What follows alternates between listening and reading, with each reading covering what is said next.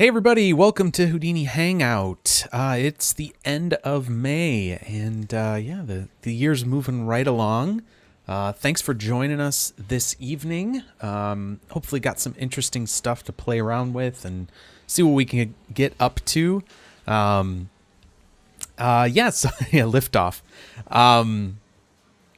Sorry, took a second there. I was just typing up a little message to MDOU there in YouTube. And they had a question about some Alembic stuff. And I think usually what I would say for most things like that is if you have a really specific question that you need help with, there's a Discord server that I set up that lots of people have been active on. I'm on there, other people are on there, and it's often a great place to get help and feedback.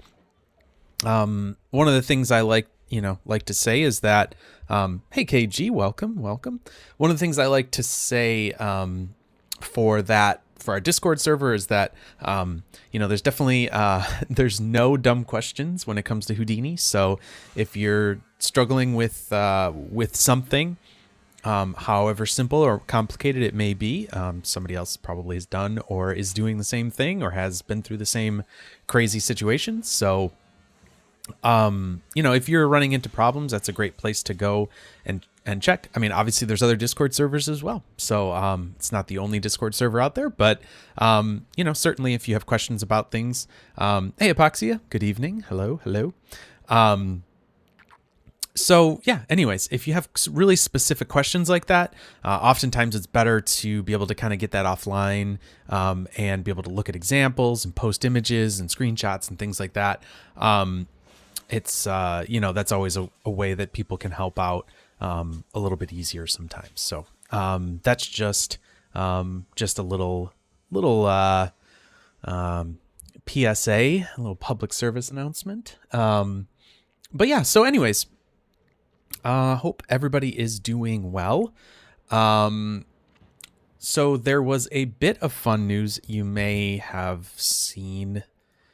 Was it yesterday? Gosh, I don't even know. To be honest, I'm feeling there's just a lot going on mentally for me right now. A lot of projects and things like that. Just kind of, so it's been a busy last few weeks mentally for me. Maybe not so much actually, like everything's pretty normal, but just feels like there's a lot of things in my brain right now. So, anyways, I don't know when this was announced or whatever, but if we go to side effects here and pull this up, press all the right buttons, we can see that there is a Houdini 20.5 Hive coming up here. So that should be pretty interesting.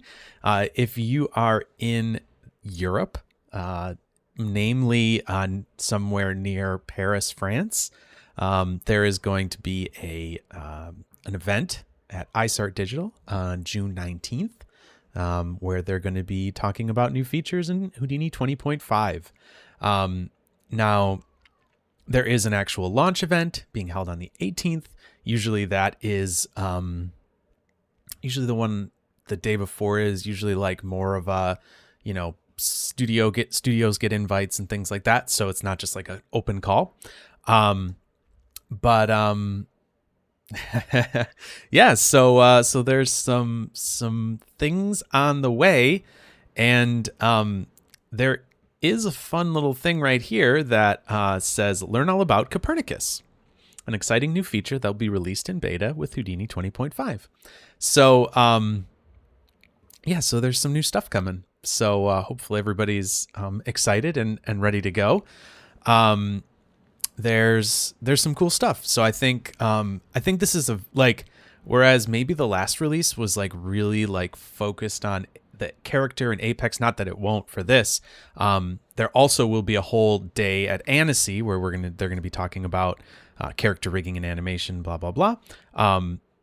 So that's kind of cool. Oh wow, look at that! You even get a little thing from Kristen there. That's kind of fun. Kristen Bargiel, who you may not know by name, but he's the head of R&D for side effects. But anyways, he'll have a little character roadmap. That'll be kind of cool.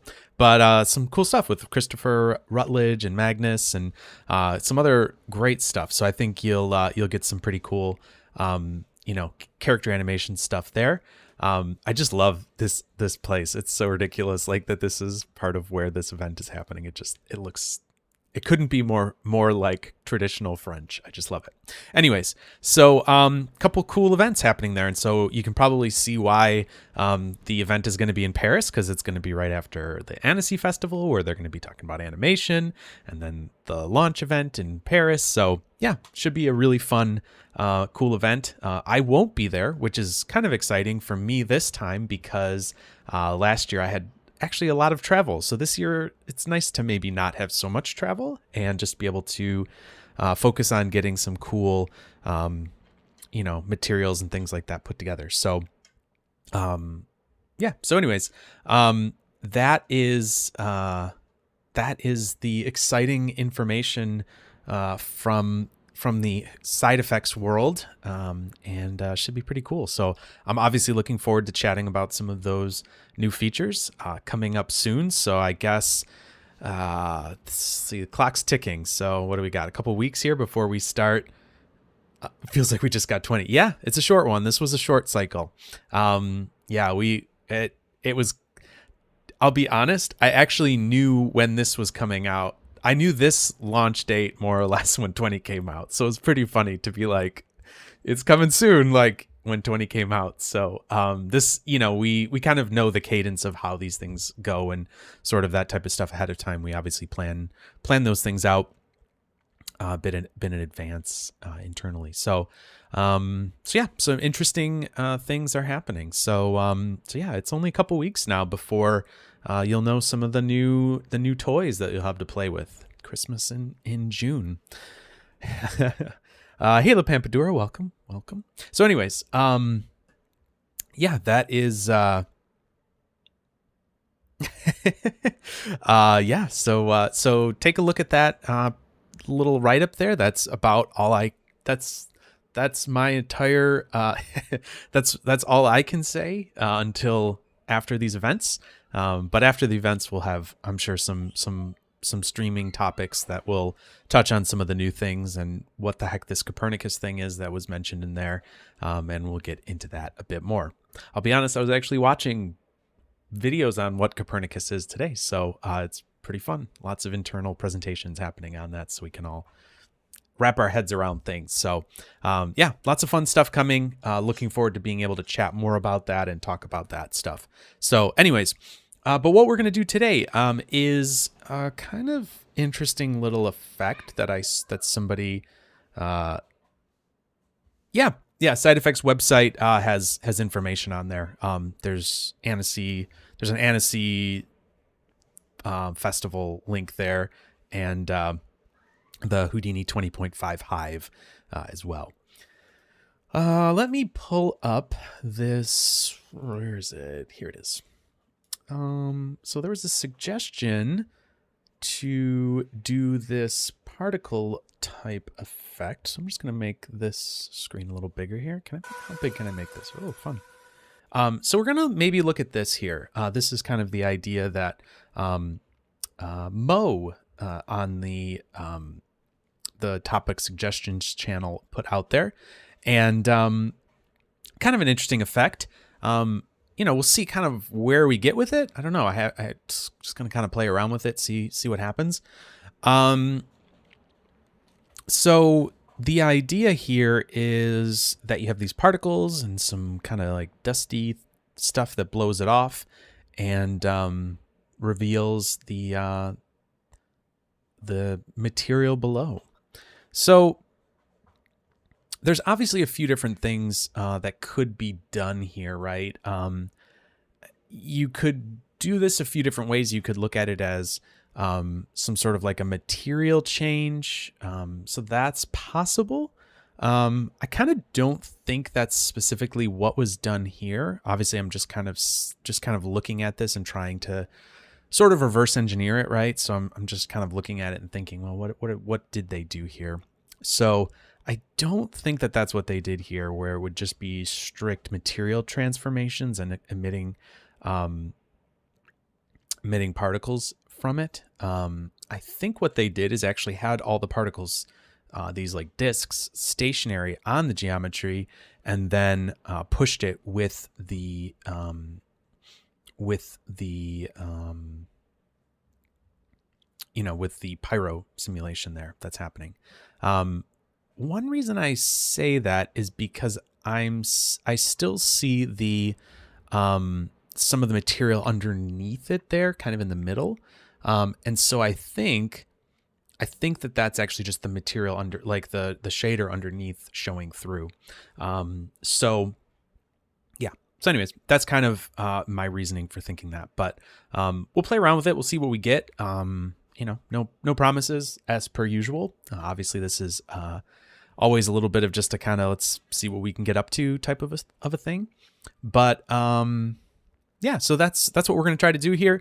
This was by Super Designers. I hadn't really heard of them before, but they had some really cool stuff out there. They didn't have a Twitter, but they have a web page and stuff like that. So you can look them up and check their stuff out. It's pretty interesting. But anyways, that is what we're going to try to play around with. So I think without any further ado, I guess we'll just kind of start getting into it. But as per usual, if you have any questions or suggestions, better ways of doing things, anything, whatever, please feel free to drop that in the chat. Again, not the be all end all expert here on Houdini.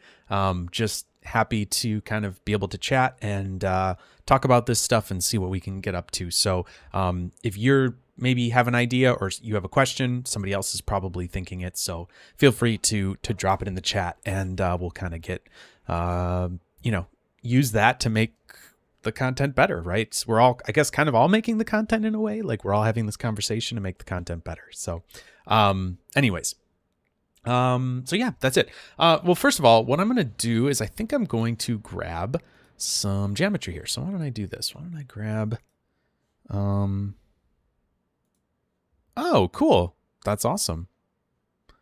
That is really cool. I didn't know that. I did. Yeah. John Kuntz did something similar. Awesome. Well, I can't say that you're going to see much more interesting stuff here, but hey, check that out too, I guess, that's pretty cool. What am I going to look up here? Let's do, oh yeah, Polyhaven. Let's do this. And let's grab an asset from here. I was looking at like bottles and things like that. So let's do that. Let's do, or no, what was it? Did I look up bottle? Is that what if I can type? There we go. Bottle. Yeah, that's good. Maybe it was maybe I looked up can. I was looking at these earlier to see what was out here. Oh yeah, this one looked kind of good. This it's kind of the opposite of what that other one is, where it's all like shiny and nice. So I just kind of figured that would be kind of interesting to do. I'm gonna grab the USD version. We'll do the 4K. Sure, let's do that. And let's throw this in here somewhere and put in my resources. Okay, models.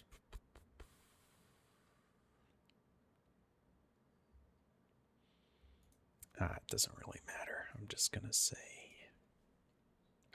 just going to put this in a miscellaneous one. Save it. Cool. All right. Yep. Okay. Wrong button. There we go.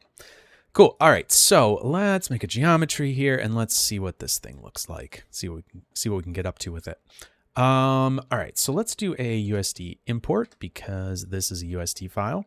Now, in this case, I am not using this as a, as a traditional kind of USD workflow here. I'm just really using USD as an intermediate file format, which is viable, which is a totally fine thing to do. Obviously, I've talked a lot about USD in the past on here, and I have videos out there talking about USD and how you can use it in the more traditional workflow sense.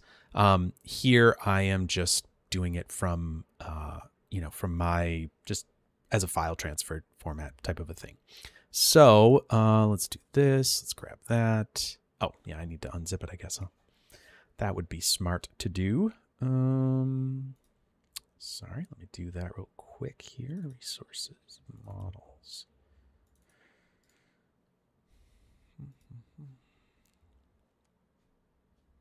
Okay. That should do it. Great. Okay. So we've got this can here that's going to be coming in. Cool. Let's do a transform on it just to get it standing up.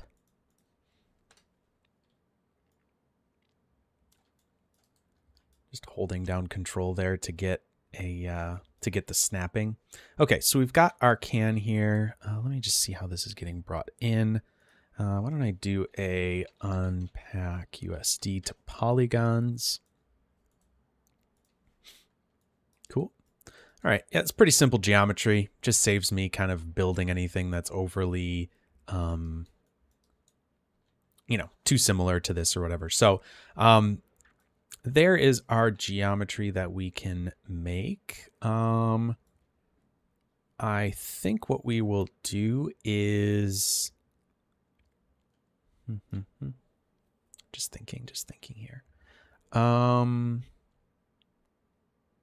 might just subdivide this to get, I hadn't seen this geometry before, so I'm just kind of trying to think about how this is going to best work.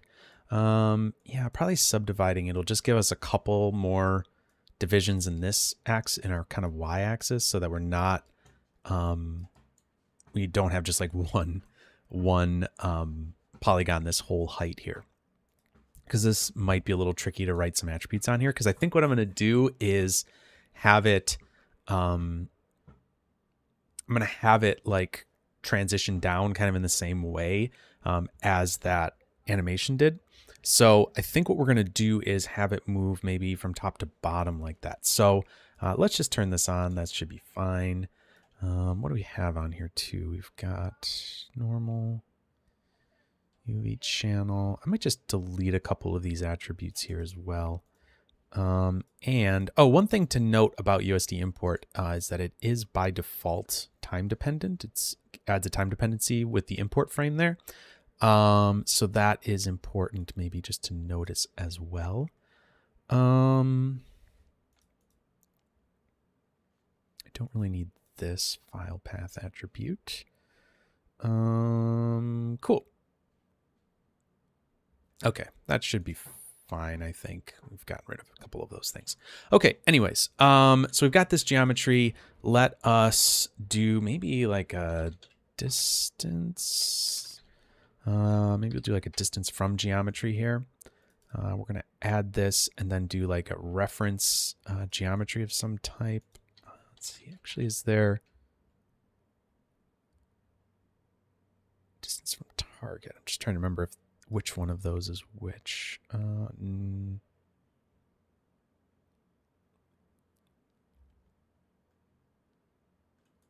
see here. Yeah, actually, you know what? This probably would work just fine as well.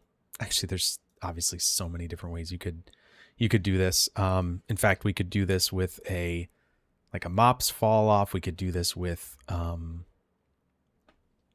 yeah, we could actually just do an attribute adjust float if we wanted to. Now that I'm thinking of this, we'll do it as a line. It's pretty straightforward. So we'll just grab this, put this up here. The other one's way over there. Why is it? It's so far away because this guy's small. It's okay. All right, so let's do this, and we can just grab this as kind of a fall off here with some handles and the viewport. Cool. And we'll just sort of do that. Let's just call this, we'll just call this fall off. Here we go. There's our fall off in the viewport here. Have it kind of go in that direction maybe. Oops. Okay, cool. Looks good. Something like that. And then maybe we'll just maybe noise that up a little bit with a, let's see, I'm just going to set that, and then we'll just do another attribute adjust float. use this as a little bit of noise on top of it. Yeah, so La Pampadura, yeah, the attribute adjust float it's a really nice node in general. It can do a bunch of different things. It's kind of like like a Swiss Army knife of like making attributes. And so in this case, I have it in a just to set always in a line mode. You can also see that there's a radial bounding box, things like that. And now I'm going to do it in noise mode, and I'm just going to grab that same fall off. I'm going to make sure it's in an add with, let's see here.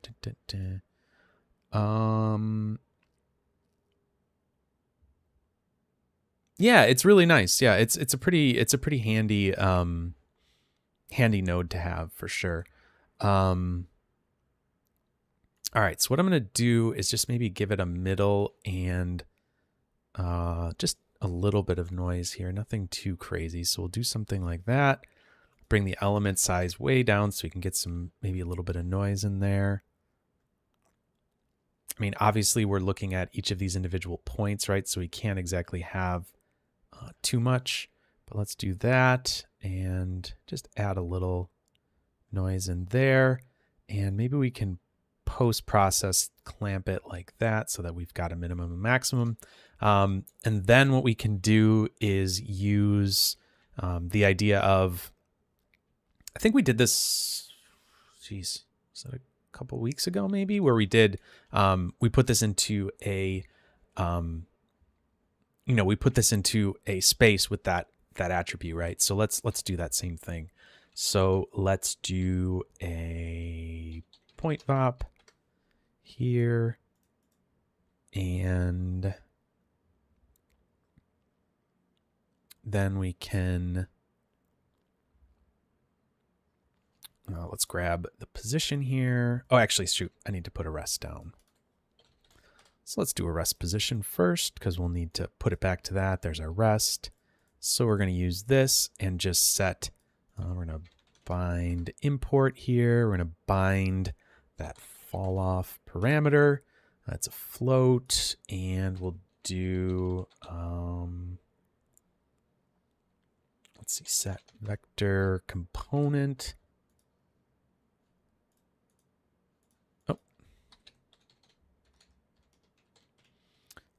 Set vector component. There we go.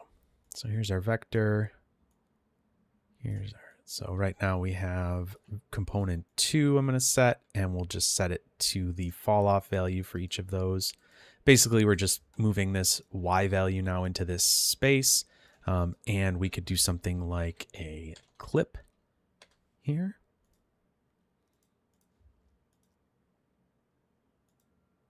The only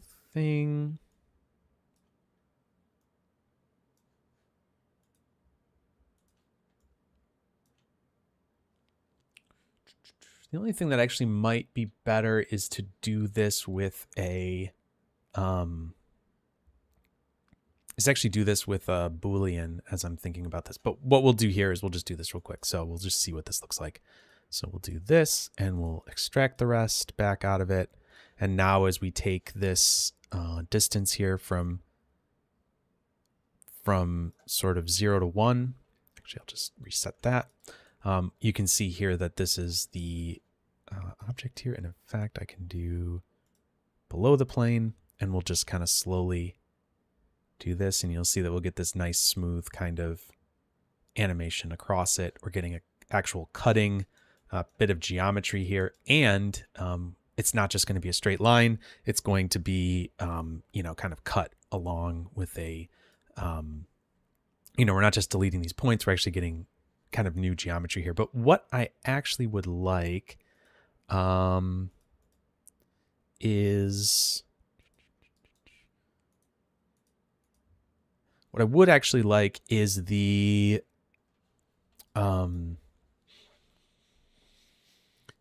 actual edge that we're getting there. So that would be, I think what we would want to do is do a Boolean.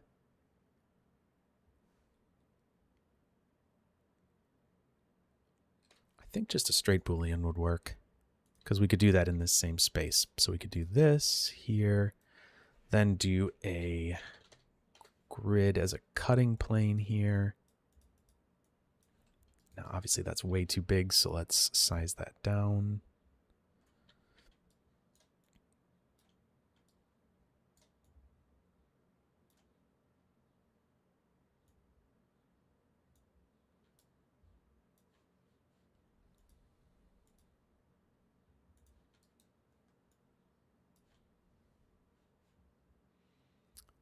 Set B should be surface, and I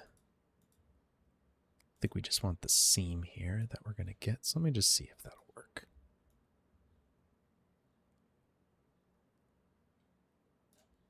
Just put this back here. Oh, interesting. Getting some weird...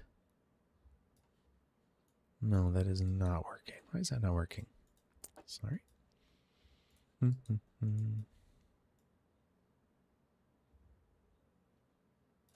Oh, I know why, because it's not appropriately putting the rest back, maybe? Yeah, that's why. The rest isn't appropriately going back. Okay.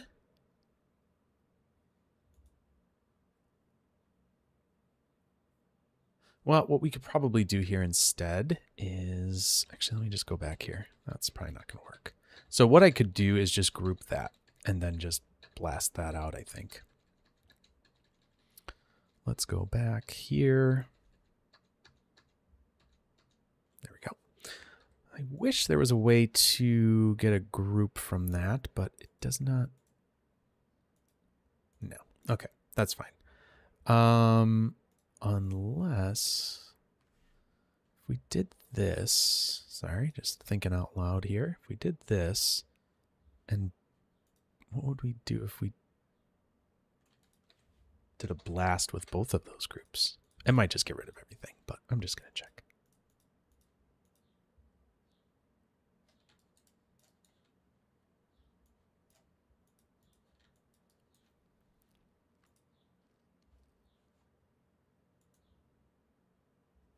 Yep. Okay. Cool. No problem. All right. So what we should do here, I think, is do the group this unconnected edge. We'll just keep whichever one. Which one was the one we were doing? Yeah, that should work. Cool. All right. So let's do that. And what we can do is we can do a group here. Should be able to get a group from the edges. We'll disable that. Edges, unshared edges. And this should, let's see here. Let's just animate this clip. So we'll set it to 0, put one down there. Maybe set that to 120, put it to 1 there. And that should basically be all the way up. But let's just do maybe we'll do it to 0.01 there. And we'll just do it to -0.01 just to make sure everything is kind of has kind of crossed that threshold. So let's do that. Let's see if we're getting that group there. Yep, looks like it. Great. That all looks good. So then what we should be able to do here is we should have that group, and we'll just call this maybe effect edge, something like that. And then as we see that here, we should be able to get just that group kind of soloed out. And if we do a blast here, do edges, and we do effect edge, and we'll delete the non-selected here. It looks like we do have just those points that are there. However, the unfortunate thing is that we don't have those connected. So what we should probably do is there's a labs edge group to curve. That's what we want. And that will give us what we are looking for. That's going to be a better method for this. So let's do that for the effect edge. And there we are. There's our edge. So now we're doing something.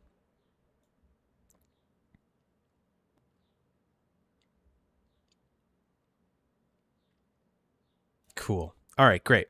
So we can use this to sort of source our, our effect into, our Pyro into this. So that's looking pretty good. So we've got this edge moving down it. We could turn this off, and it's just going to be just a standard, white line there. So cool. All right, great. The only other thing we probably want is we probably want some sort of a velocity here. So let's do this. Let's just we already have this point vop here. So maybe what we do. No, we'll do it after this here. So after we get this, because this will be where we'll actually have those new points created on the edge there. Let's do point velocity here. Let's just see how this works, because I'm not sure when we move this back to rest if we're going to see this the way we want it to. Hey, Jamal, welcome, welcome. So what I'm going to do is I'm going to put the velocity going negative y. So I think what we're going to do is I'll just do a lot so we can see it with this. Oh, that's probably too much, and this is actually really small. So that's probably why I forgot that this object is quite tiny. So let's do a velocity -1 like that. I'm going to say keep incoming. We don't want to use any deformation stuff. And that should be it. Okay, great. So now let's see how that looks. If we go back like this and just use these edges. Okay. Yep. I think so. So the reason that is kind of going in that direction is because we're actually just moving it up and down in the y-axis. It's not actually getting transformed at all. So let's just kind of make this in the direction that we might want it. So we'll do it something like maybe like that. We can just sort of give this a little something. Yeah, like that should be good. We sort of want it to go down in that sort of direction. Cool. And if you wanted to, you could always, move this over a little bit in the, in the x-axis. You could kind of slide it over as well, and it would probably cut a little bit along that axis in a different way, I think. Just trying to think of exactly how that would work.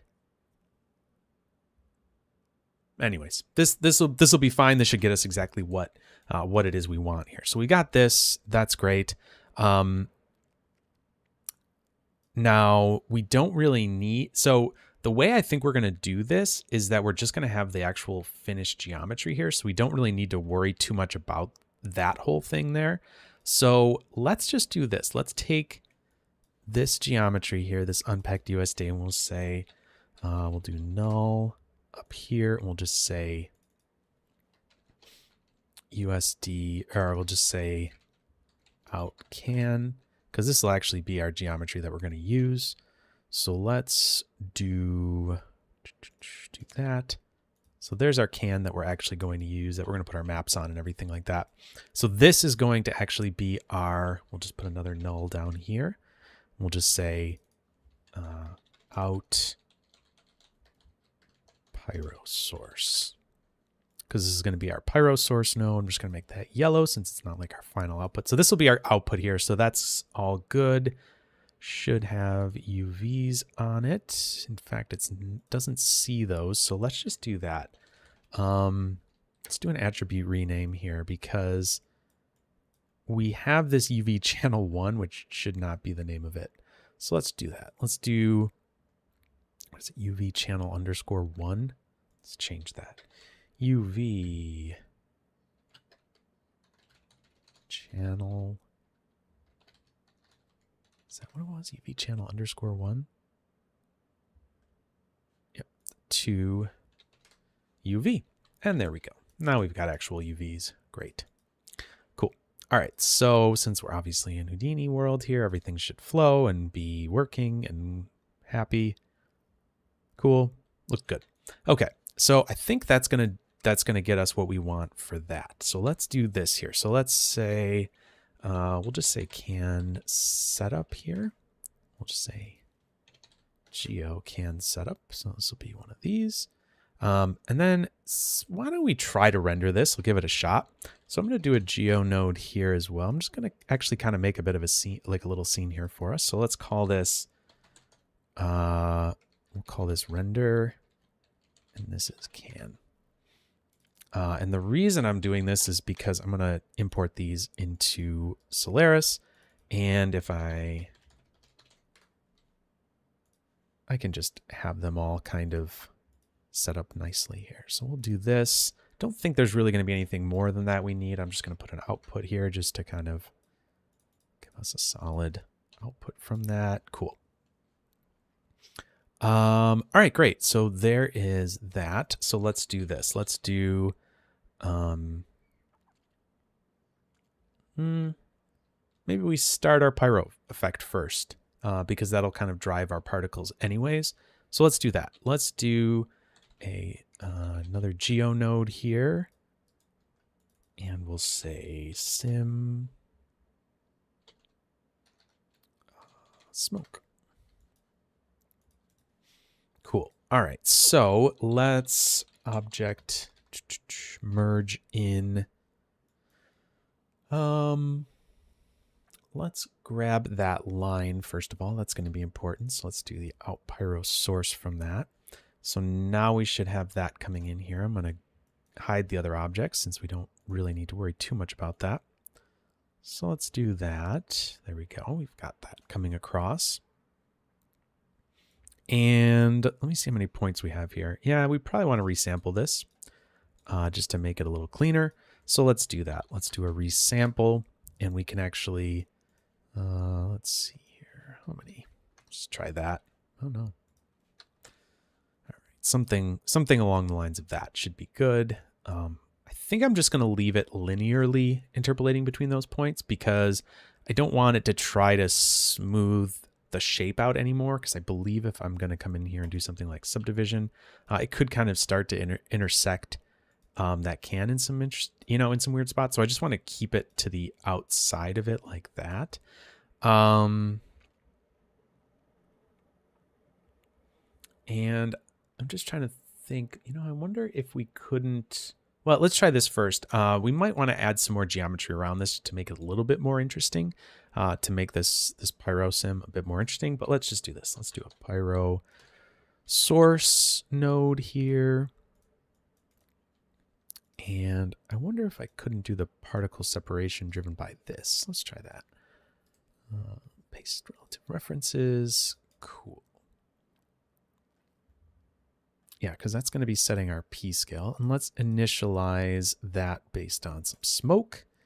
And great. Let's do a volume rasterize attributes. This is how we're going to turn those particles into volumes.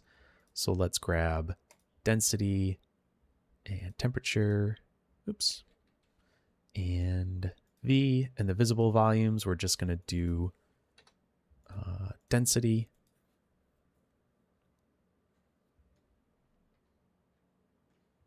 And then for the voxel size, let's see here. How many? I'm just going to try to think about this in as logical of a way as I can. All right, so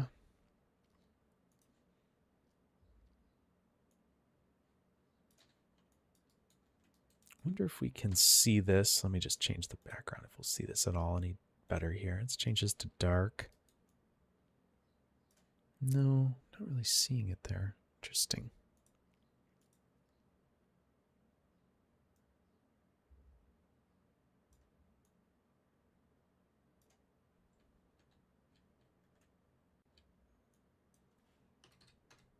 I think this is actually going to be a bit too small to see that properly. So let's see here.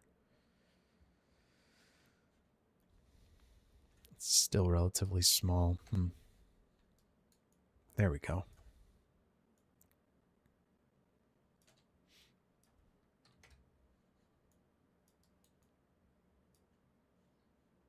Okay, so this is definitely too small. So let me just delete this channel and we'll try to make this a bit more interactive here. So let's see where we want this.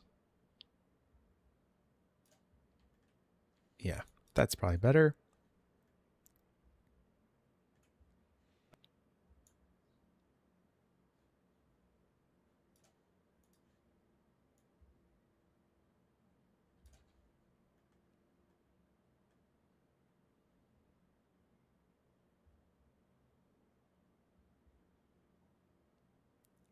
Just looking at the chat there, it looks like Expo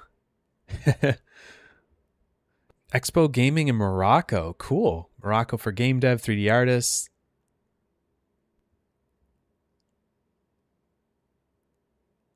That's really cool. Very cool, Jamal. It is always fun to go to events like that where you get to meet people of, similar interests, that type of thing.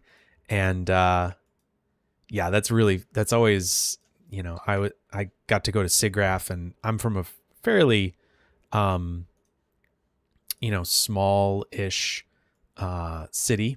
And so not a lot of people know about, what Houdini is or anything like that. So for me, it was really fun to get to go to something like SIGGRAPH and meet a whole bunch of people and understand a little bit, get a little sense of what people were doing with Houdini and that type of thing. And it was really fun to get to be a part of. So, sorry, I'm just playing around with these settings here because I want to make sure I'm getting this at a decent size. Okay, that's looking pretty good there. Just want to make sure that we're rasterizing this in a decent way.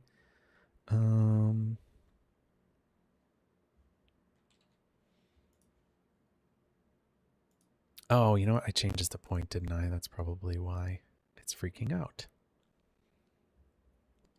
That's why. Because with Gaussian, it's going to work a lot better probably and gonna freak out. Yep. That was the problem. I had it set to that. Okay. Now I made 300 million voxels. Oh man, that's funny. Okay. Let's actually get something working properly here.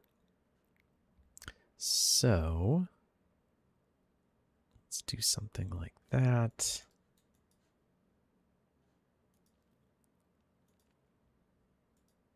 Yeah, so what I had changed was this filter here, and it was causing it to only be looking at it from a point, like a really, really tiny point, as opposed to this Gaussian kind of blurring effect here that we're getting. And so now as we change things like the particle scale, it's going to more accurately reflect what we were trying to do there. So now this should all respect it quite a bit more. So, yeah, maybe it's somewhere around there. Yeah, that's cool. Anyways, let's just kind of see what we can get here.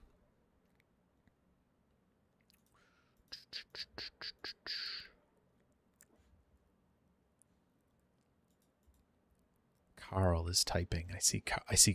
So I have my Discord open. I've been trying to use this recently. So if you're ever interested, you can always go to the Discord server, HoudiniHangout.com, go to the Discord server there, and you can actually chat directly in Discord to the stream, basically. So so that's what I've been doing recently, and just seeing if I can cut out any like lag or delay or anything like that from chat to from the sending of a message to the chat or whatever. So okay.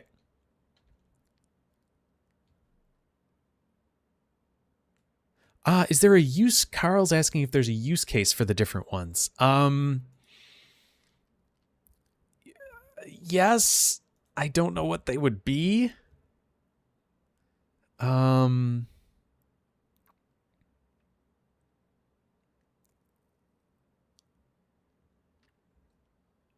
Yeah, so there's an interesting little thing in the rollover here. It says when the particle size is smaller than the voxel size, a box filter will produce a similar result in less time. So let's take a look at that.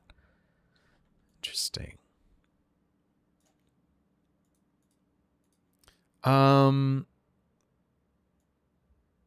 So yeah, you can run into that, I think, issue. Actually, yeah, box filter does actually seem to be giving us like a little bit more, I feel like a little bit more of a denser representation there. So yeah, I bet you in the help cards there would be examples of where and why that would be helpful. I don't know all the I don't know all the reasons, but there certainly are reasons why you would do that. So let's do this. Let's throw the sources in here, and we should have the velocity. Oh, I'm on frame 73. Not thinking straight there. All right, perfect. All right, so let's just see where this is going to go, because we should be, let's go to sourcing. We should have density, temperature, burn. We don't need burn. Hey, Carlos. Just entered the chat to confuse me with names. I don't know what that means. Carlos? Oh, Carl. Carl and Carlos. Nice. Yes, I get it now. That is funny. Yep. Just trying to confuse everybody. Oh, yes. And the reason this isn't doing anything is because we're going to take the voxel size from there and let's put it into the setup here. All right, let's give that a shot. See what happens here.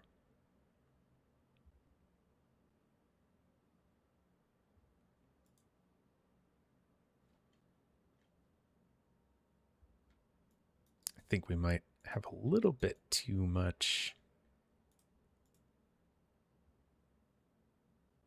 density here, or a little bit too much resolution. So let's just try this in that case. Let's just see here. Oh, I'm like zoomed way out too. Duh. All right, so there's that. Let's just see how this looks. Yep, okay, cool.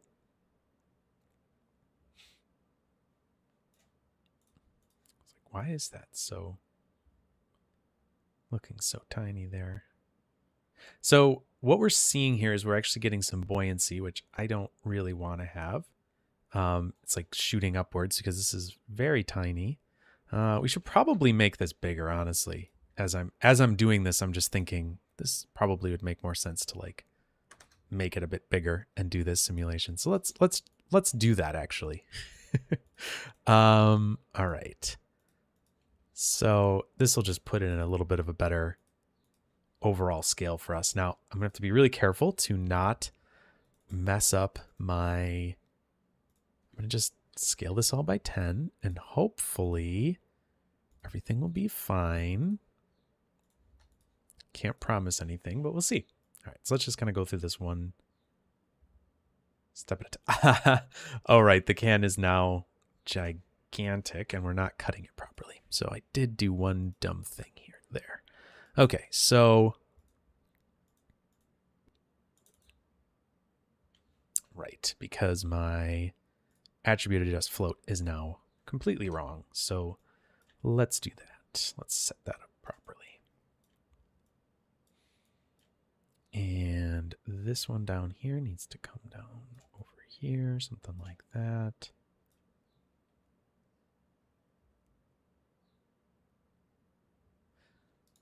Yeah, that's a really cool idea. Yeah, off is pretty neat. Yeah, the off is I think that's usually in like around April time. So you got you'll have plenty of time to maybe be able to go check that out one of these days. So yeah, definitely worth it. But very cool. Yeah, it's always fun to meet people with the same passions. I agree. That is one of the neat things is that people are often very I don't know. There's a lot of really neat people to get to meet here. So, I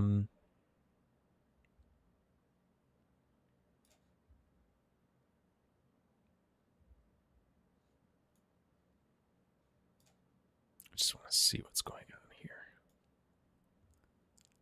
Okay.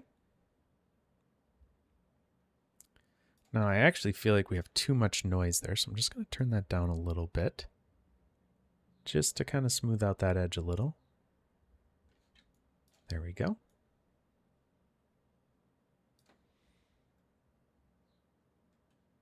And maybe we need to make the element size a little bigger here. So that's actually probably more of what it was. Let's just do that. Let's just set the element size to 0.5. Maybe something like that'll be better. Yeah. cool. Feels good. All right. I think now we're back in business here. Let me just double check this out. Yep, cool. All right, great. Let's go back over here and just see what we're getting. So we've got our Pyro source there. Let's take a look at this volume rasterize here. Looking good. Then let's take a look at this Pyro solver. There we go. The scale is just so much easier to deal with. So obviously we're getting this like buoyancy issue here that we really don't want to deal with. So let's take that out first and foremost, because we don't really want this to be like a temperature type thing going on. We want this really to be a bit more like dust. So we could actually take the temperature out. I'm just going to leave that in for right now. Let's come in here and we'll take the buoyancy out. There was also... There was a new thing that got added, and where does that go? It is in...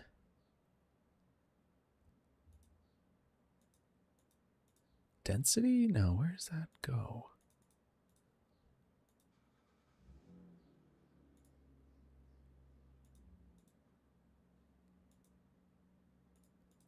Sorry, I'm just looking for the spot where we have the density... Gravity affecting the density. Where is that?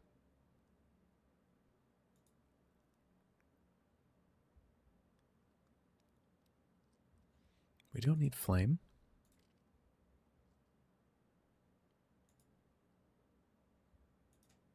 Ah, there we go. So we do need that, but we don't want it to be... We'll just set the buoyancy scale to 0, maybe? All right, let's try that. Yes. Hooray. Okay. So right now what we have is the gravity affecting the density now.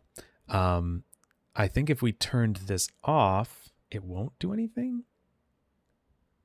Yeah, I mean, we're getting the velocity from it, right? So this is simply just the velocity, right? But if we turn this on, now we're actually getting the gravity influencing it as well. So that's cool. I do want to turn on the field for speed because I often use the speed field to help break up those little like kind of mushroom caps. But let's do this first. Let's see here. Let's source maybe a little more density in. Now I have a feeling that's going to make it fall faster if there's more density. And I think it does. So let's just kind of play around with that a little bit. And let's also...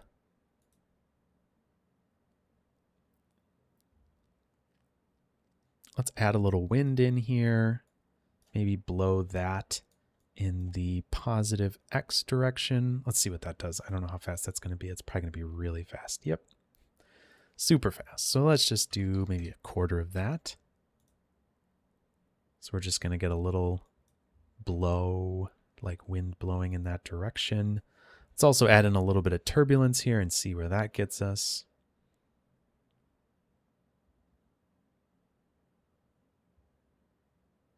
Could probably add a little more in, actually.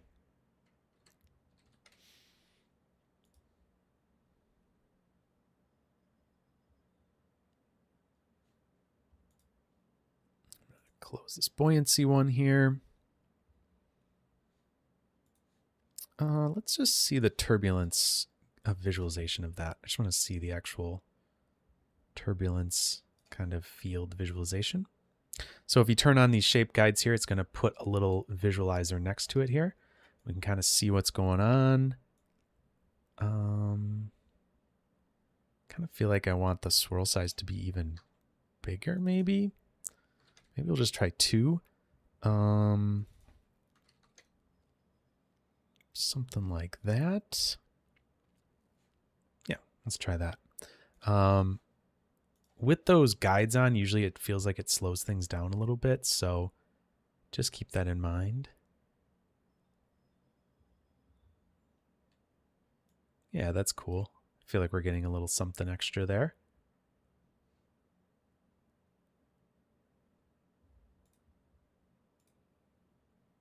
Oh, probably should turn on the real time. Yeah, we're getting too much speed there. So let's go back in here and let's just let's just turn this down a little bit. Not have it affected by gravity quite so much.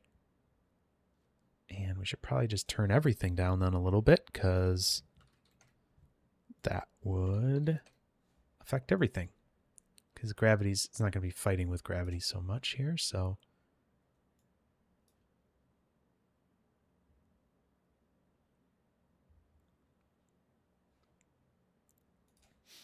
Cool. All right. Do that. Oh, and you know what I should do as well? We should, let's see, so we'll say git, this will just be, and let's also grab, let me do an object merge and we'll get the can as well. Use that as a collider.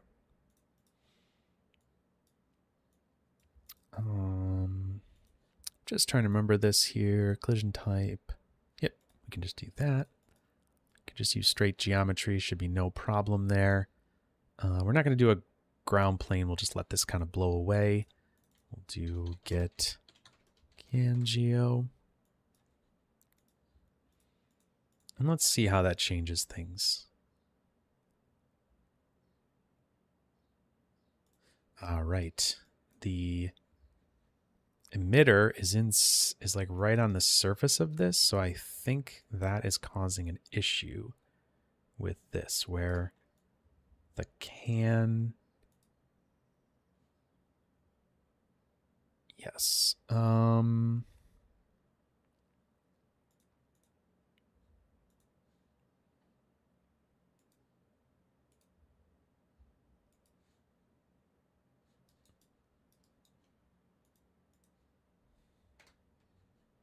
why are we not seeing that? That's interesting.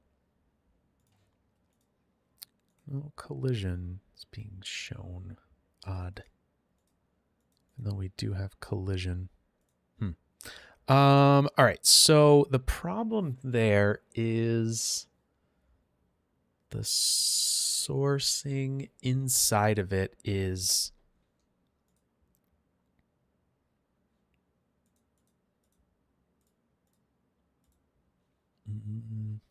causing it to, you know, not actually allow the smoke to be emitted. So let me turn this down a little bit. Just make sure we're actually, maybe that's part of the problem. Fields. Collision.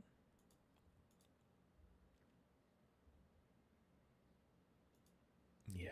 All right. So let's do that. And let's,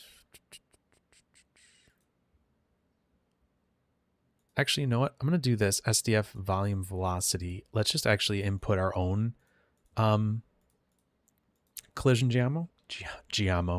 geometry. Geo is what I wanted to say, and then I started to say geometry and said geomo, which is funny.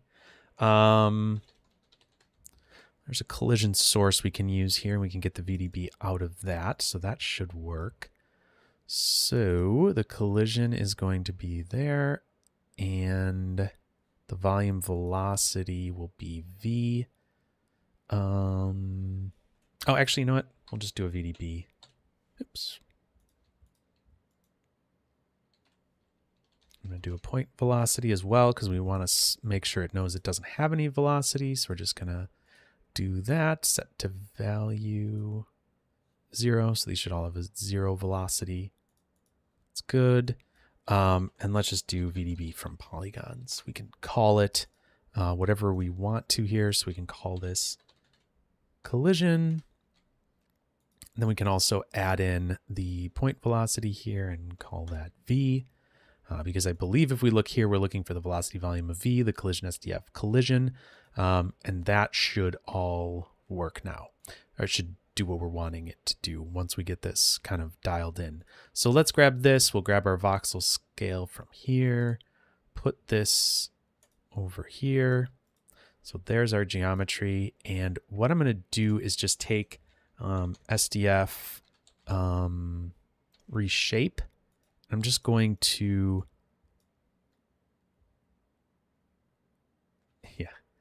just going to take collision and dilate it a little, or no, sorry, erode it a little bit. So we'll just erode it away. See if that works. That should get our collision inside a little bit better. There we go. And now we should be keeping all of our smoke from the interior of that.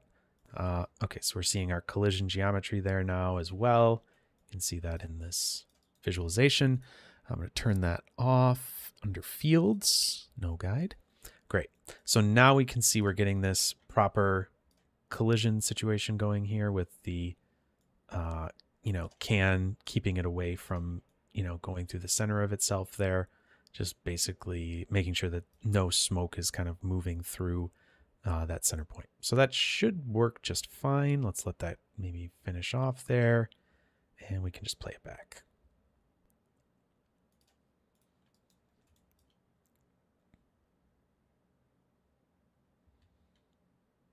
You know what? This is actually, this is actually feeling like we're getting too much large turbulence now. So let's maybe set that to like 1.5 or something and just see how that feels. Oh, that's weird. Oh, I went inside and that's causing it to see that. Yeah, I actually noticed this the other day. I'm just going to reset the viewport. If you go inside of there, sometimes you'll get stuff to hang around there. Actually, probably should report that as a bug. If anybody else wants to report that as a bug, you're more than welcome to. Okay, I'm going to do that, and then I'm also going to just give it a little more gravity scale just to kind of encourage it to move downwards more.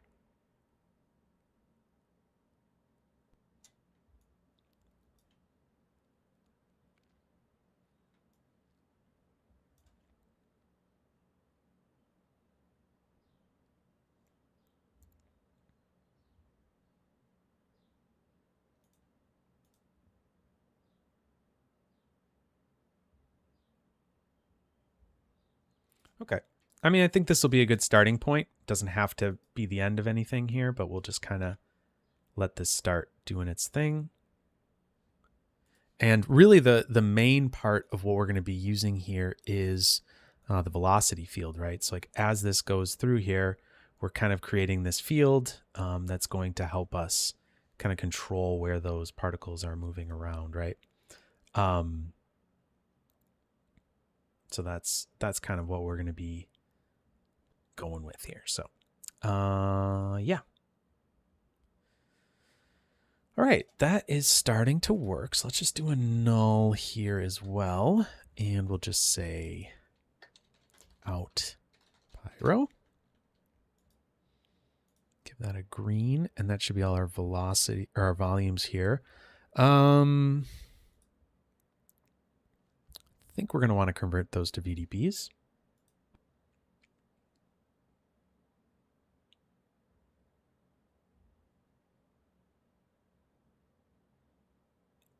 Cool.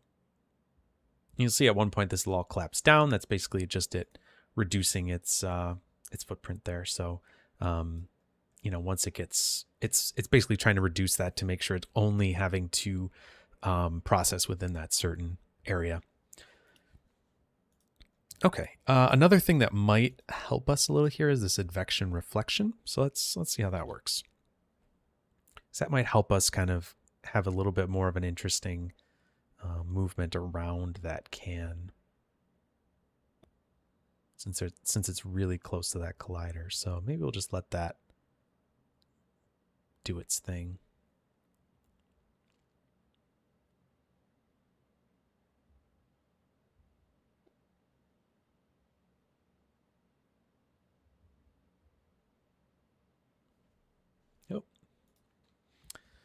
I forgot to change my cache. Let's change it to 36. That should be good. And yeah, let's let that cook.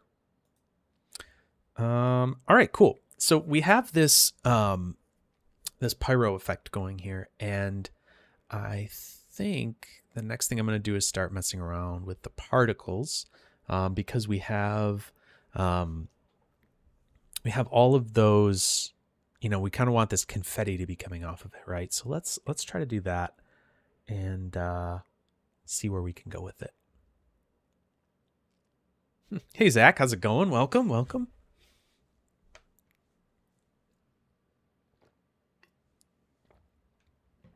All right. That's cached. Actually, you know what? I should just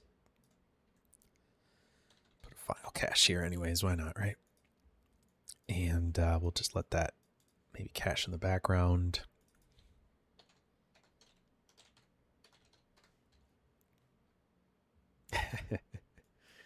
We meet again. I'm going to change this to sim. Save that to disk in background. Kick off that PDG network inside there, and we'll go off and start messing around with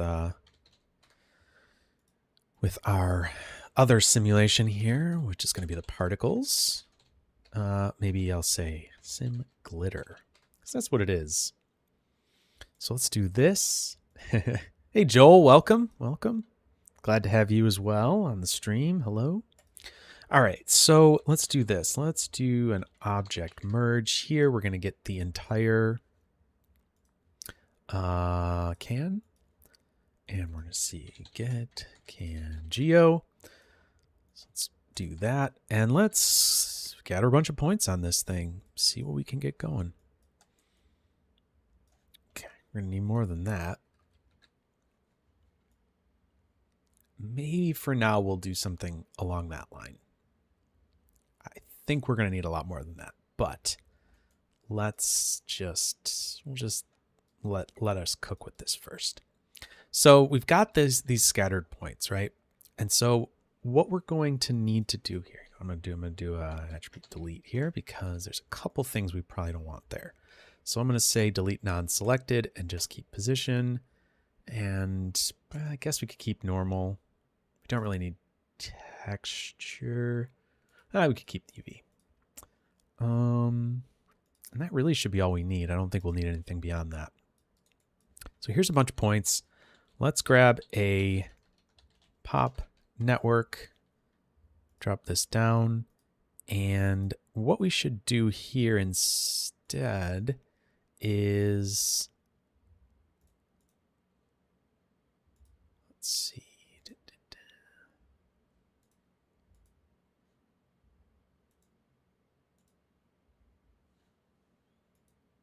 Why did I think, oh, that's for flip that there's initial. Oh, here, initial geometry. I'm like, there's an initial geometry somewhere here. I must be losing my mind. All right, so let's do an op input. So I always like doing this because you could set this to something like you could set this to a node somewhere in your network, but I always think it's nicer to just use one of these inputs, right? So this is giving us a path to our inputs. So what I'm going to do is just use the example that was there with the period and 0. And so what this is going to do is nothing. It's going to do absolutely nothing because I need it to not do just a period. I need to do double period. There we go. The reason it was doing nothing with period is because period is coming into this node. Double period is coming into the node up one level. So this is input 0 of one level up. So it's getting the path of whatever is connected in here. So this is going to procedurally resolve to that path, right? Where we have object sim glitter scatter 1. We could put anything we wanted in here. We could have a null that's called, I don't know, doing something crazy here, you know, something like that. And we come inside here. Now this is going to be written out that way. So this is a great way to be able to do that on in situations like this where you don't have the option to select a context geometry. With collisions and things like that, you can select them, or with things like this, you can get different first context geometry, that type of thing. But here you don't get that option. So writing something like that is a super simple process, right? And the actual really nice thing is when you go into op input path, it gives you this example just right in the help, so you can just always remember it's right there. So just do op input path and it'll show you in the little drop down there. So anyway, so this is going to be our initial geometry because we don't actually want to be wiring anything in here. So there we go. We have initial geometry. Everything is looking good. So let's now let's do an object merge here, and let's say get Pyro sim, and we're going to look at that output of the Pyro sim. So we've got the sim smoke here. Hopefully you can see that. Out Pyro, accept. So now we should be not there. We won't be, but if we go a little further here, we should be seeing our Pyro sim. And there we go. We are. And actually I'm at a kind of a weird angle to it, so I'll just rotate a little bit. Cool. So there's our Pyro sim. I think we're going to end up tweaking this a little bit more, but there it is for now. And this has all of our different fields in it. So what I'm going to do is I think I'm just going to only pull in the velocity. I can do that with the group right there. That will only bring that in. And that should be fine. That should be fine for now. So now we're just pulling in this one VDB that's going to have our velocity. It's called vel. So we got to keep that in mind. It's not V. So let's do advect, pop advect by volumes here, here. It is vel. That's great. We can actually use our context geometries here. So I'm going to say second context geometry. And yeah, that looks like that's going to work. So let's give this a shot, see what happens.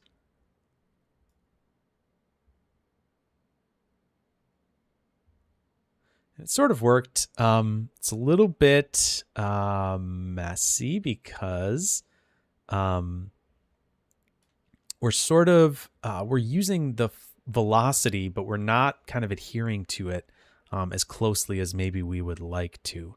So why don't we can play around with some of these other things here. Let's try update velocity and see where that gets us.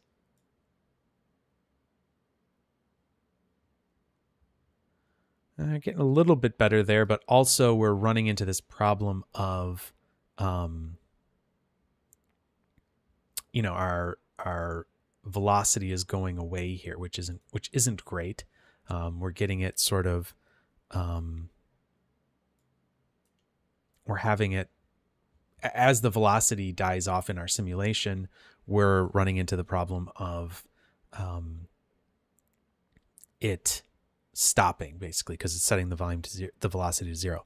So let's try our update position. Let's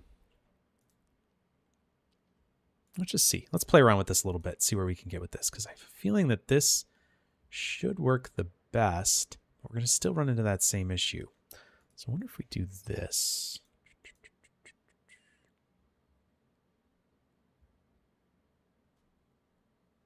No, we're still running into that same problem there.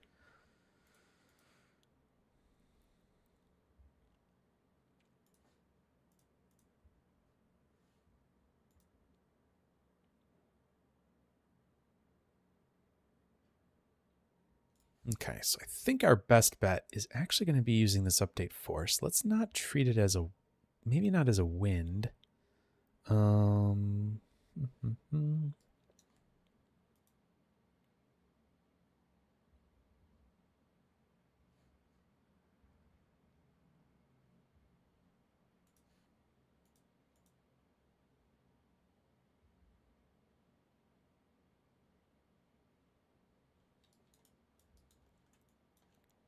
So the other thing that could help us as well here with our smoke is for it to not dissipate quite as quickly. That might actually be really hurting us here. So I'm just going to twirl some of those down. Fields, dissipation. So let's do this. Let's give it a little less there.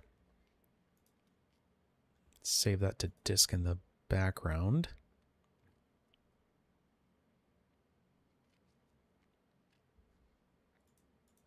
And what I'm hoping we'll see here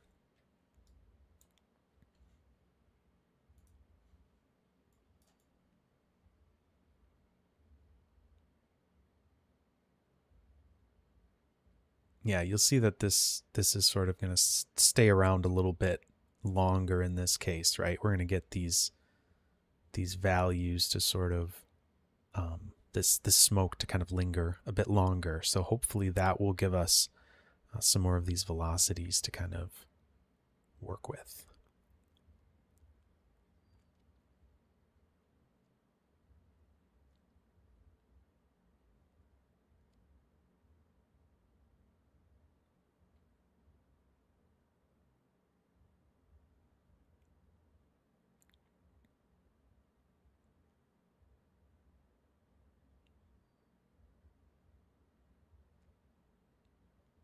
Oh, and the other thing that might really help us out here as well is we have this Pyro solver. Actually, now that I'm thinking of this, we have a couple other forces in there as well that are also sort of interacting with it in a sort of way, right? We have our shape. Yes. So we have our wind that's affecting us. We also have gravity that's affecting us. I kind of think it might be good for us to do that as well. Maybe add a little bit of this wind speed in here, a little bit of gravity in that simulation as well. Not that it's going to completely matter, but it might help to just give it that more one-to-one look. So let's give that a shot. See where we can get with that. All right, let's turn those off. Let's look at this glitter one again. And let's just take a look at where we kind of go with this.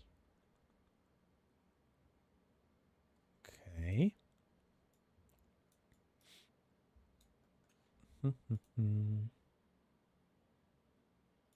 Oh, the other thing we should probably do here is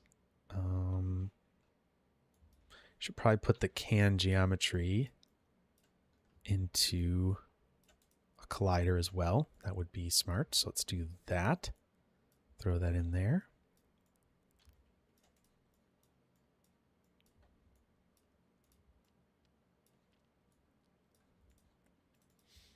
Okay, so let's do a static object. And we can just do a merge here. And I'm going to do Shift R there to just switch those. All right, and that should give us the collide, but we're going to, again, I'm going to use that op input path here. And we're going to do, oops, if I can type right, do that. And you can see down here in the examples, this is the one that I often use. Hey, thank you. Nice to have you with us, Julio. Welcome. All right, so let's do this. We're going to do double dots because we're going up to the very top level. We're going to do not 0, 1, 2. So we're going to do 2. And close those, put a little back tick there, and that should give us what we want. Let's just see how that's going to work.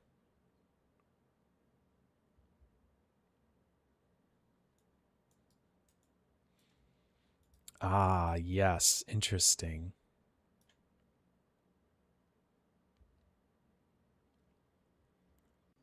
So the interesting thing that's going on here is that we've got this, the reason that this is actually working a bit better now, I'm going to stop displaying this, is because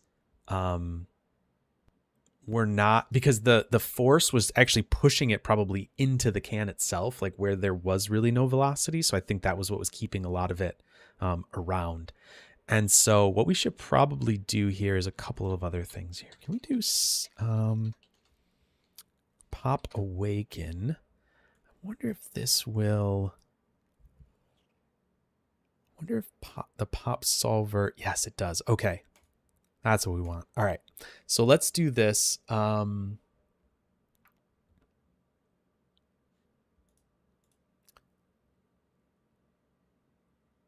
let's do this. So they're all going to be asleep to begin with. And what we're going to do is we're going to actually use that, that volume to awaken them. So let's do that. So let's do this. Awaken by a volume. The second context geometry is going to be greater than 0. Yes. All right, we're going to try this. I don't know if it'll work because it's a volume or velocity. We might actually need to grab one of the other volumes to enable to do that. So let's give this a shot and see.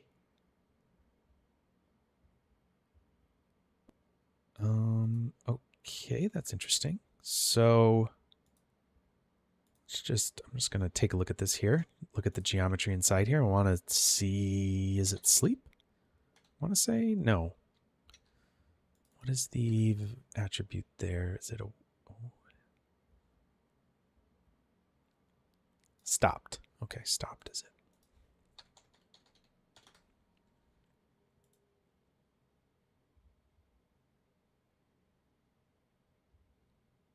Okay, that should work. Let's do this. Let's add a gravity force here just for kicks, because that should not do anything for the first couple frames here. Then once the volume comes across it, yep, there we go. It's obviously not what we want, but it's doing it now, right, properly. So let's multiply this times 0.35, because that's what we had before. Nah, that's too much. That's still too much. Let's just do a real little bit. Let's do like 0.25, something really tiny.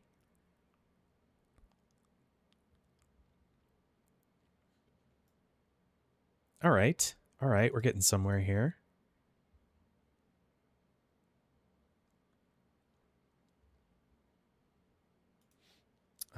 Gosh, it could even probably be smaller. That's so funny. It's so funny how small this value is going to be. All right, I just want to see what this sort of looks like here with the...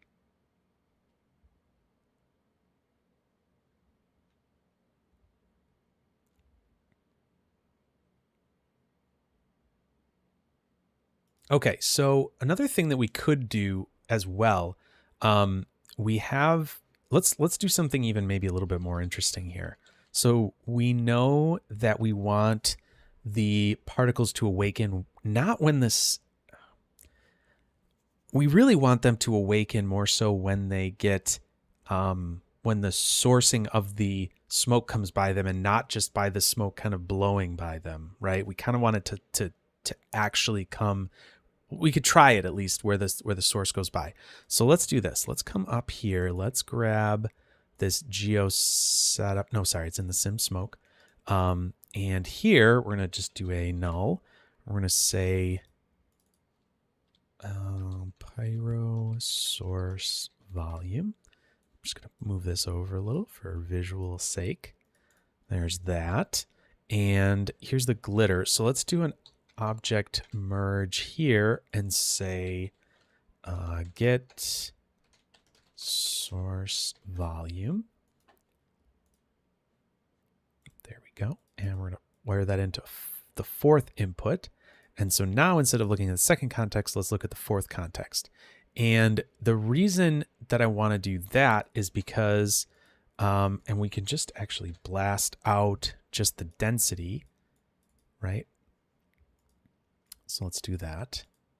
Oh, I didn't. I didn't tell it to get that. I just thought it, and of course it should have done that. Pyro source volume. That's what we want. So now that's got those. Let's blast out just density. Delete the non-selected, and now let's see how that works.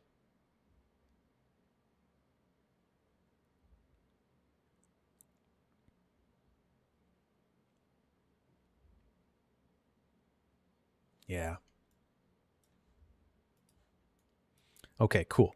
So let's also add in that pop wind that we were thinking of there, just to kind of do something interesting. So let's do pop wind, and we'll add that maybe after the, because these go left to right. I mean, you could also wire them vertically. I'm just doing them this way.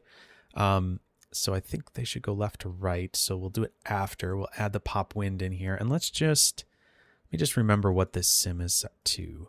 The oh, that's another interesting thing there too, is that the gravity scale is depending on the density. So anyways, the wind speed is 0.15. Wind direction is just an X with a little bit of gravity. Okay, so let's do 0.15 in here. Wind speed 0.15. We'll do wind velocity is 1, I believe, like that. And we could maybe just do a little bit here, just to give it a little touch of some noise.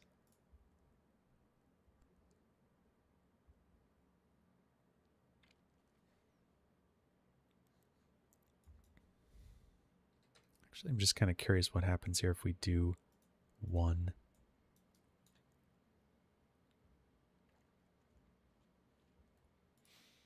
It's a little too much, but let's see. Something's kind of interesting's happening here.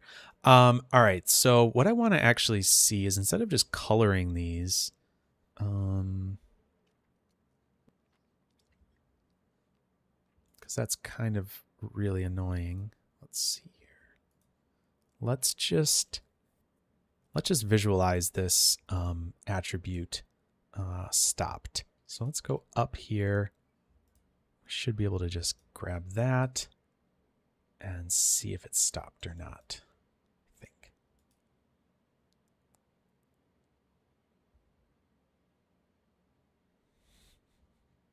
That's really weird.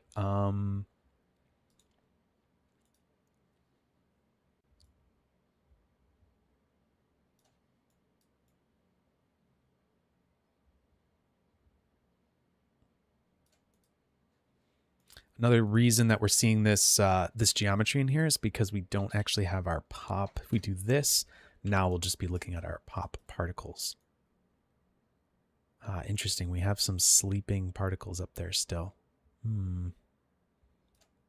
Curious. I think it might just be because of the way that the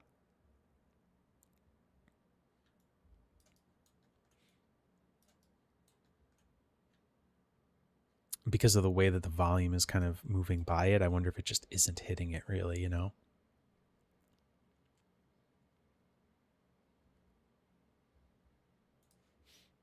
All right, we're starting to get somewhere here. So let's see here.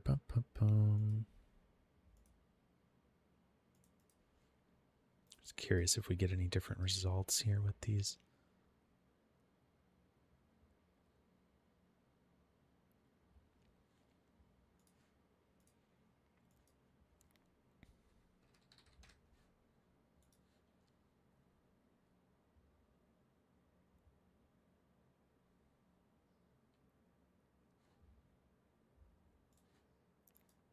And I'm also going to bring this down actually a little bit here.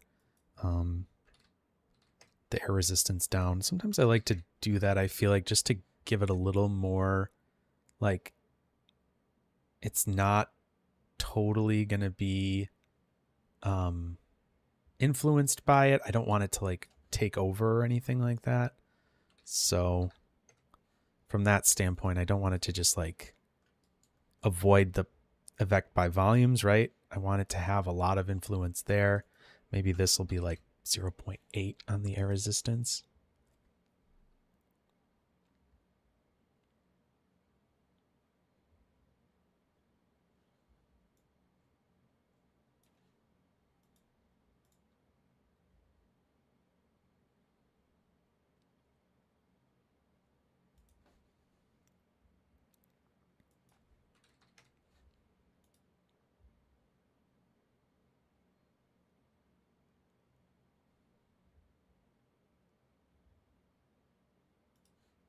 And Let's see. We're just going to play around with these values a little bit, see what we can get into.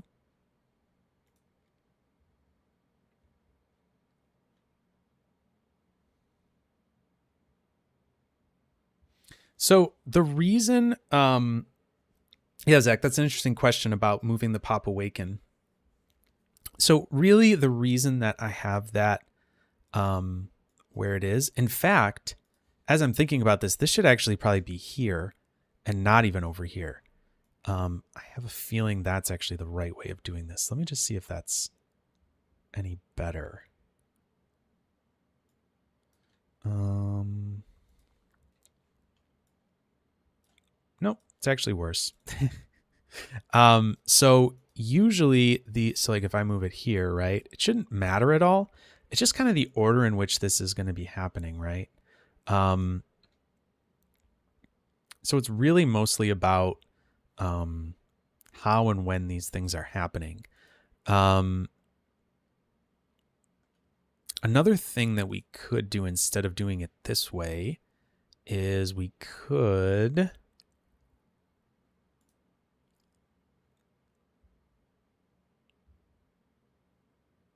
All right, I have another idea for actually how to do this, maybe even a little more, with a little more control. So instead of this, let's grab our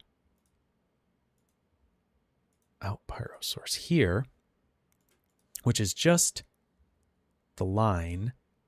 Let's sweep that with a round tube. Hello? Yes, the reasoning for that is that this is kind of a mess. So let's do a resample. Oops. Let's do a resample there.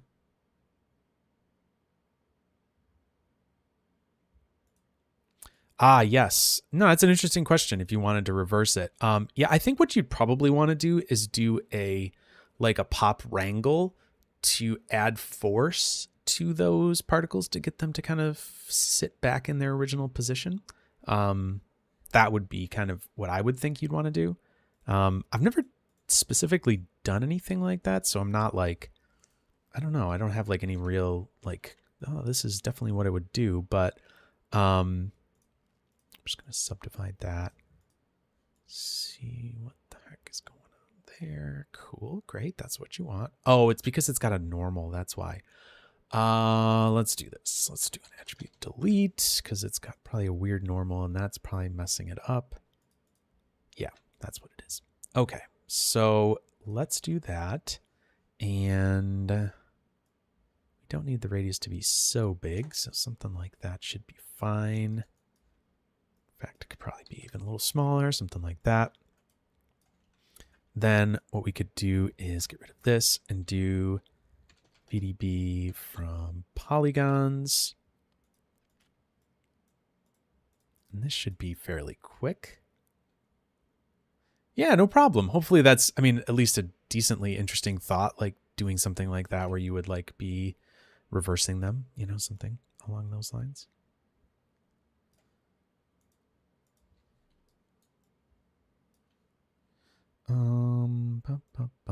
Just make sure I'm not making a crazy amount of geometry here. I'm not, so that's good. How's that look?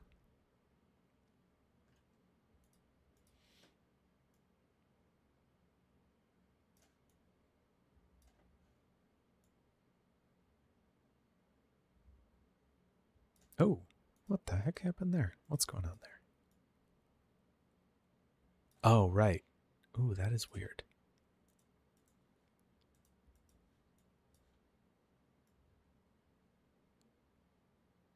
Maybe that's why we're getting some weird little... Oh, interesting.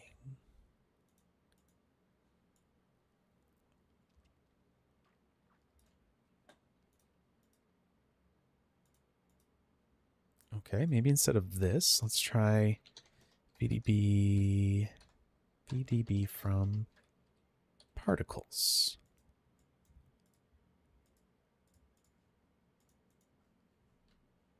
This is sort of what we did before.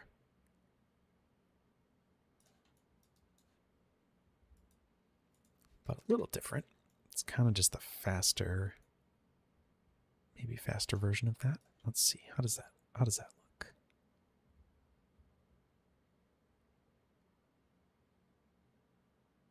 Yeah, it's looking pretty good. Cool. All right, so we'll use that for our awaken. Let's see. Let's just double check.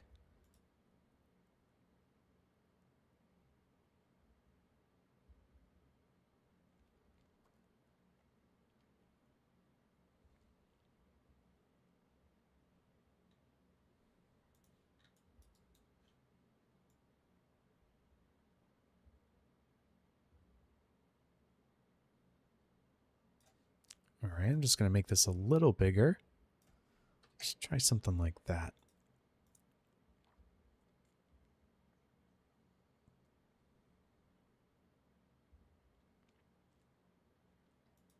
Yeah, in fact, you know what? This could probably be a pretty big volume. Like, it doesn't have to be anything, you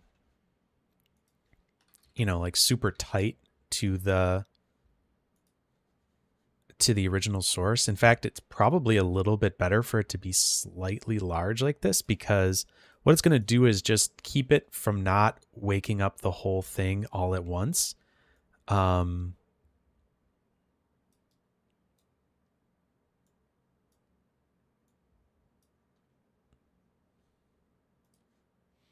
Okay, let me do that. Let's also, so sorry, Zach, I think I got a little sidetracked there. What you were asking was about this pop awaken and does it matter if it's in that spot? No, I don't think it really matters maybe quite as much, but I would put it over here because what this does, as far as I'm aware, and I could be completely wrong with this, but I'm pretty sure that what we're doing here is we're going left to top to bottom, but left to right as well.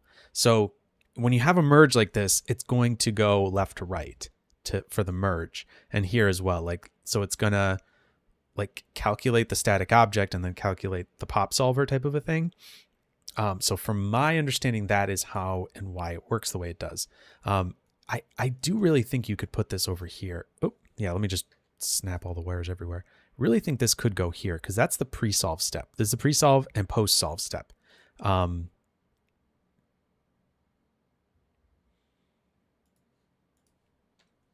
So why that doesn't work as well there, I'm not. Oh, you know what? It is actually putting those things back to sleep, it looks like. So let me just go back in here and let me set this like way, way higher. Maybe like a second. I don't really need it to sleep. So let's try that. See if that stops any of these from going back to sleep. Yes, it does look like it stops them from going back to sleep. Oh,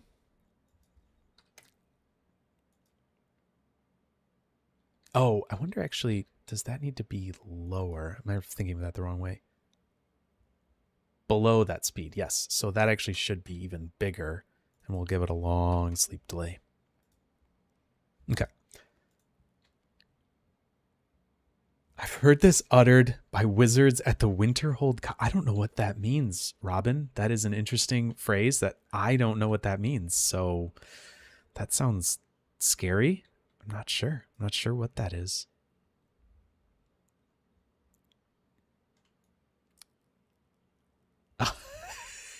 Skyrim. Okay. Interesting. That's not my world. I do not know video games apparently that well. Okay. So now we're getting somewhere here. I do think we might want a little more here with the swirl size. I think that's going to actually noise this up a little bit. It might make for some more interesting little bits and pieces here.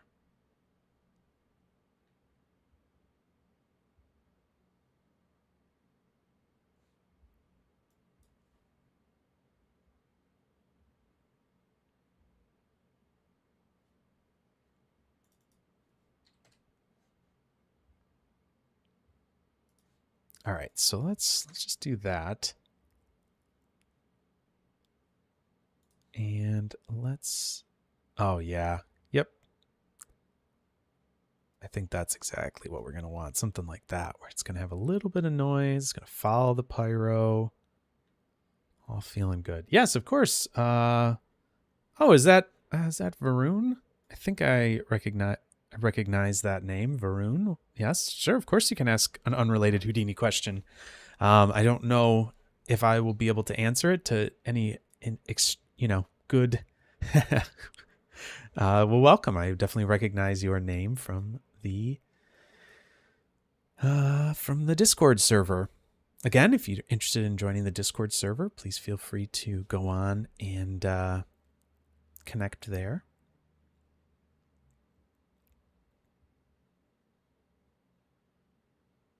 Cool. Okay. That's feeling pretty good. Now, what I think we're going to need to do is actually scatter quite a few more points here. So let's do 50. Let's just see.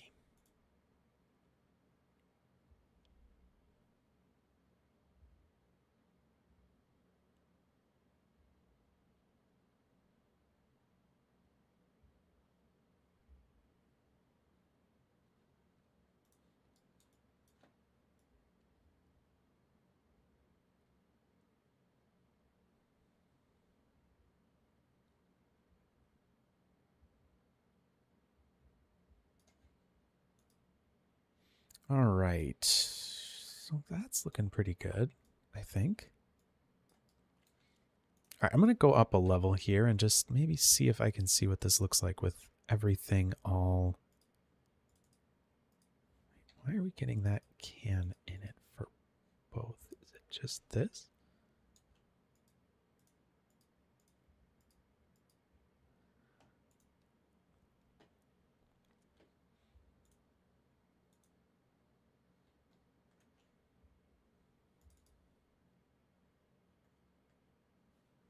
Oh, there's another one over here. That's why. I'm like, why am I seeing that can constantly in here? It's so strange.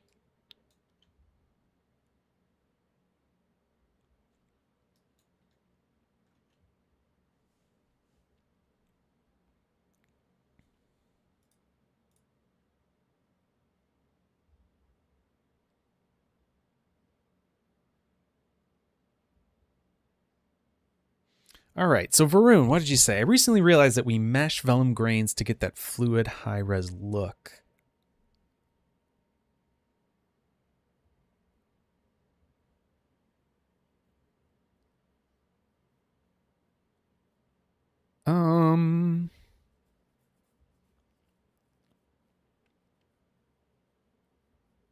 So I think what you're talking about is actually very much what's going on inside of the particle fluid surface node, right?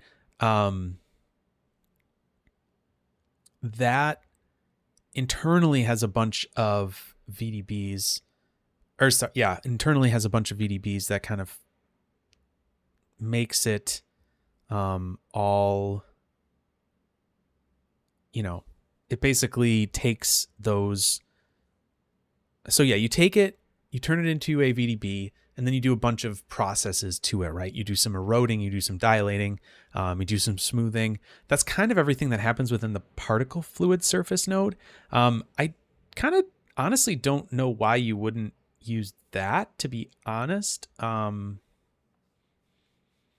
don't see why you couldn't use a particle fluid surface. It's kind of just a standard operating procedure. Yeah, it's basically just that.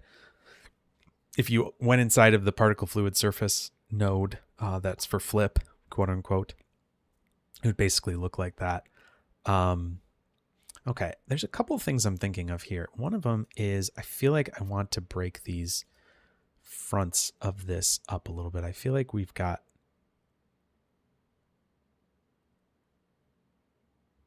I actually don't even know if I want to have this velocity sourced in here. Yeah, no problem, Varun. Well, you're welcome.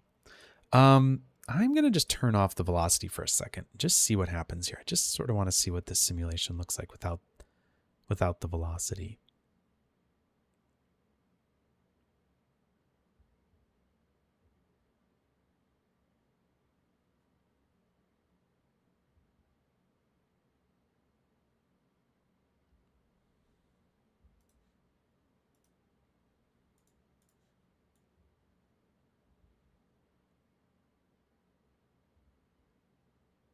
think that's what I want instead, actually.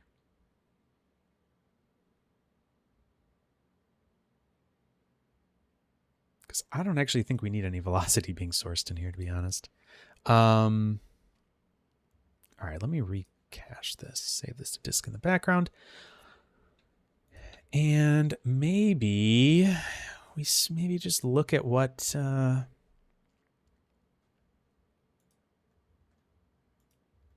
this might look like here. So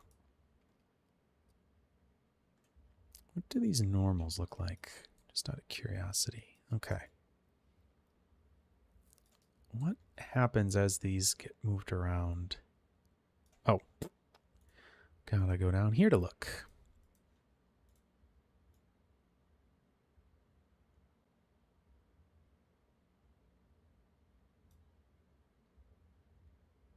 Doing too many things at the same time.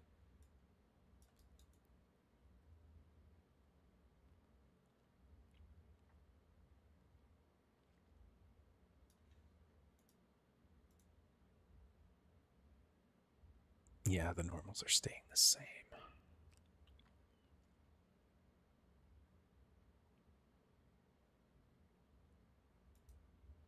Oh, you know what? I want to say that there's a way to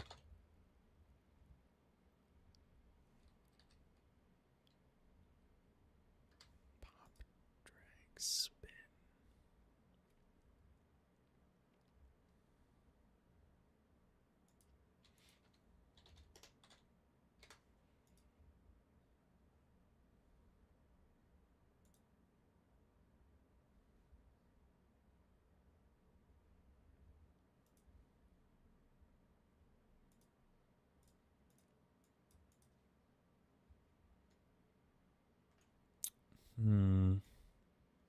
Kind of just curious. I'm just throwing this in here just to see what the heck it's going to do. Don't think it's going to do anything with the normals. What is it? What spin is it inducing?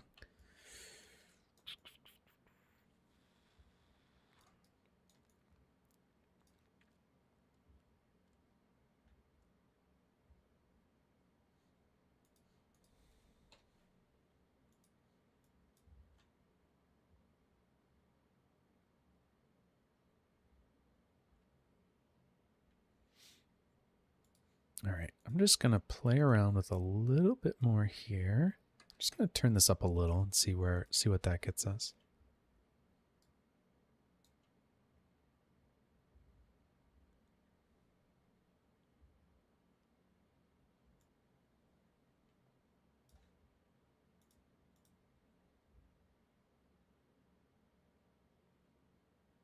It's a little too much. Wow, that's really touchy.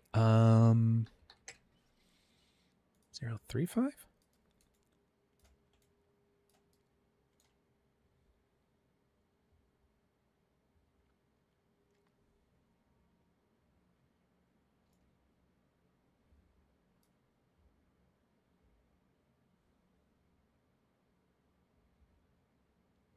Okay, that looks kind of cool.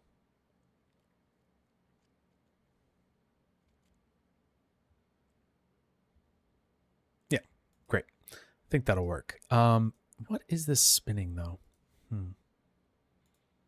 Is it W?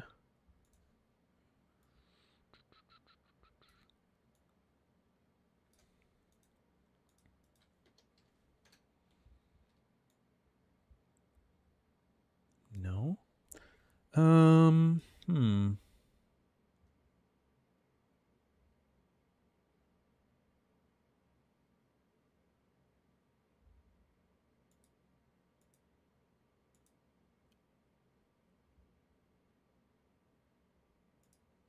Let's see here. Just curious, what value is this adding to it?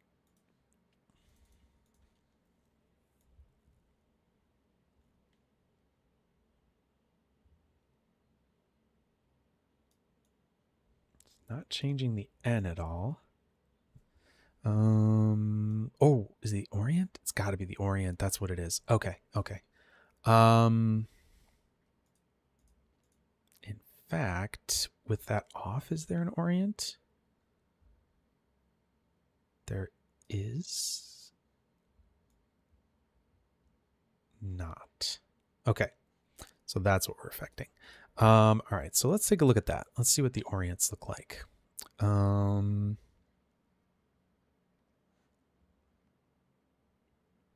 Okay, fun. Don't think I've gotten a spam like that before. That's interesting. Guess I'm gonna have to go take care of that. Cool. Sorry, everybody.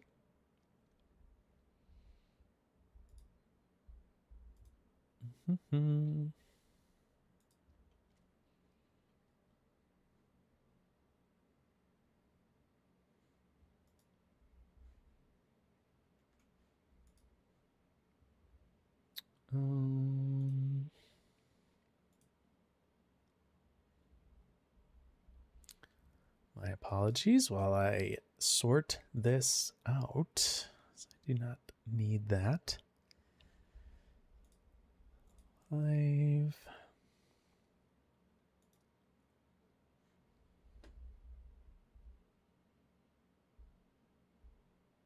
Spam is a sign the channel's making it.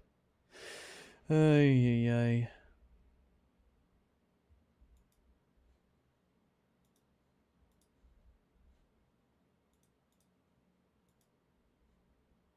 All right. Spam is a sign the channel's making it. That's funny.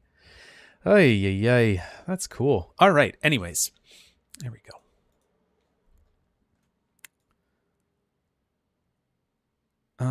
All right. So what was I doing? I wanted to look at the orient. So let's do that.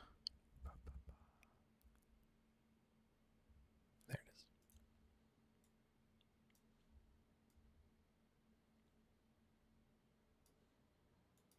But that's not moving. That's interesting.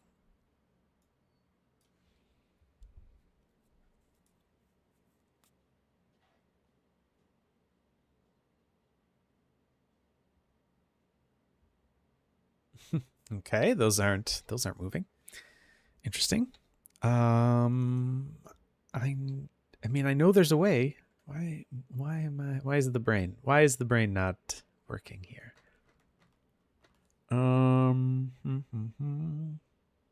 Because I'd like for these particles to flip around and whatnot.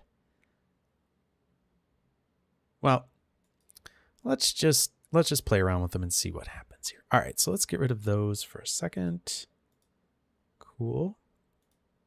I should be able to just honestly go to the end of this and it should just pretty much calculate. Torque? What happened? I went to the end and it got this angry with me?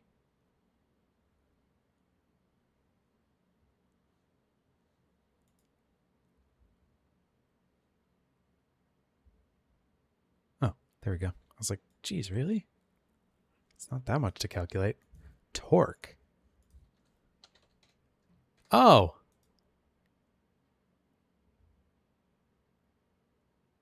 Wait, what? That's so funny. I did not know that that was a thing. Thank you very much. I did not even know that. Wonderful.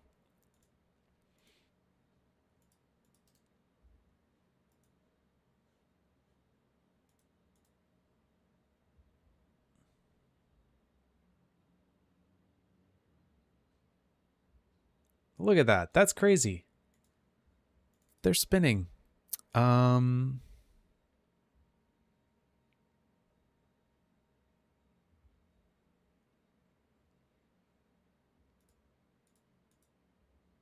that's interesting because it's...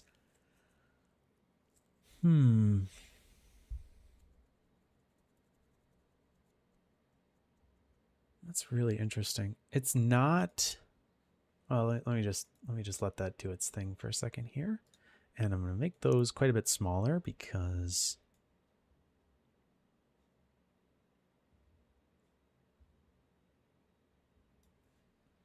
Yeah, they're like spinning around in that one axis.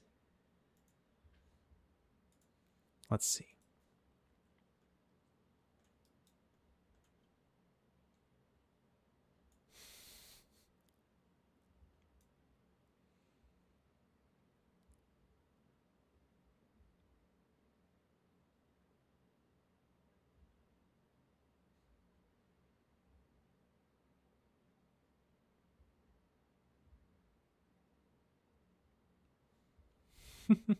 That's really funny. I wonder if I could just do this. Ba, ba, ba. It's a chromatic aberration fever dream. I need a random orient and start. Interesting. Yeah. Randomize the torque force. Yeah, that is interesting.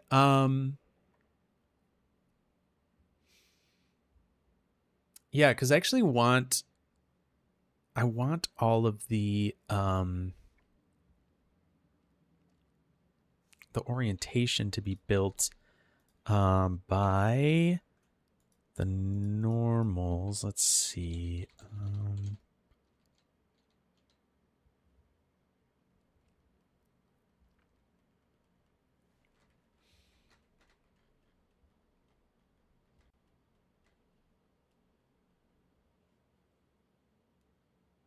Just trying to think here. I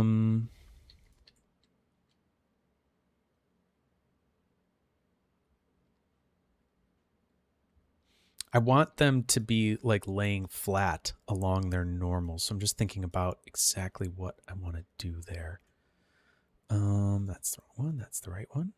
So along their normals, I want to be kind of their outward facing direction.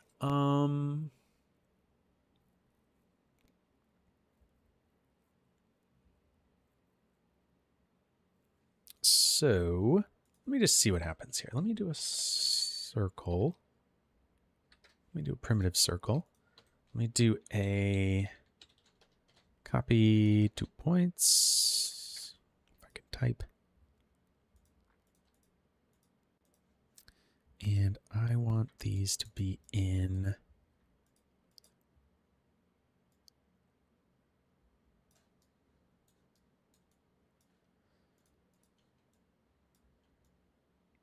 yeah, that looks right.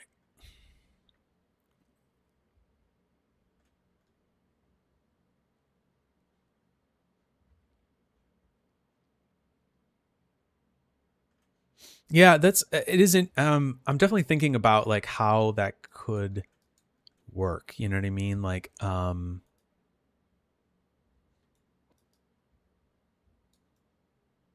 yeah, see, that's the unfortunate thing, is that those are all now getting kind of goofed up there. Let me just turn this off for a second here. Let me do this, because it does have to.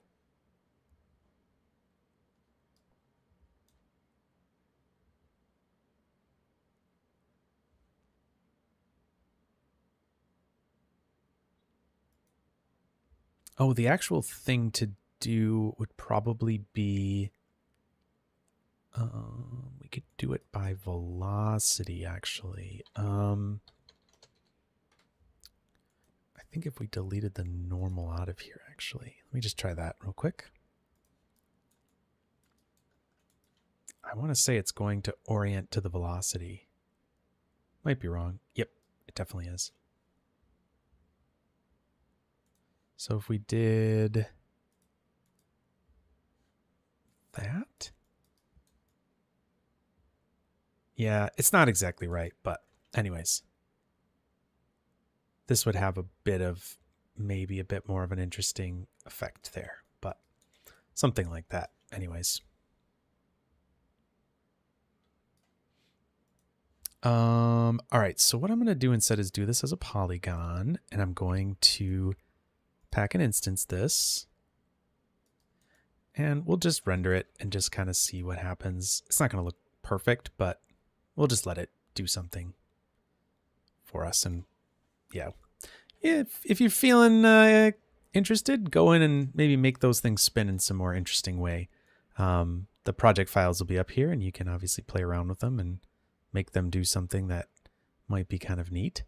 We could just leave the normals on and do them like this, and that's actually going to be, yeah, that's probably the best way to do it, because you're going to get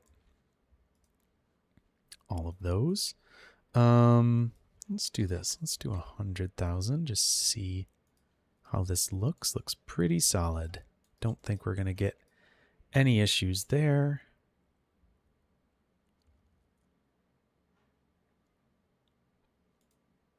All right, let's see what the minimum is here. 75. Now the other thing I could do here is relax it a bit more.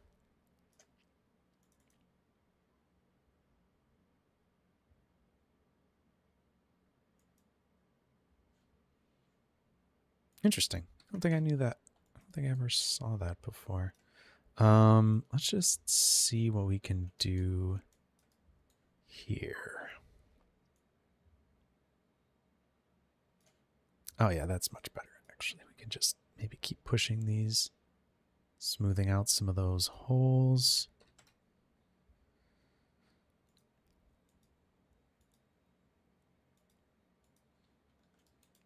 Cool. All right, that's probably fine for our purposes.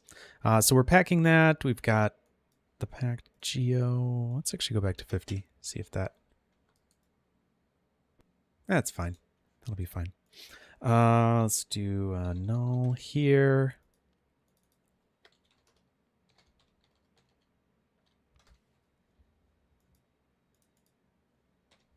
Okay. So that's our can.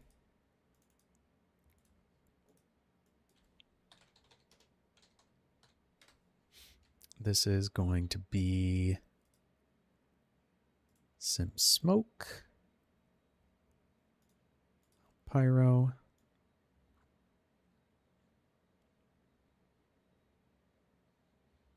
Could make that look a little more interesting, but that's okay. This should get us somewhere. Okay, and we'll say render smoke.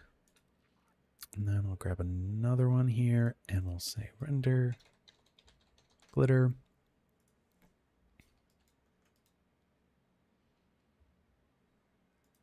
And this one, we're going to say get glitter geo.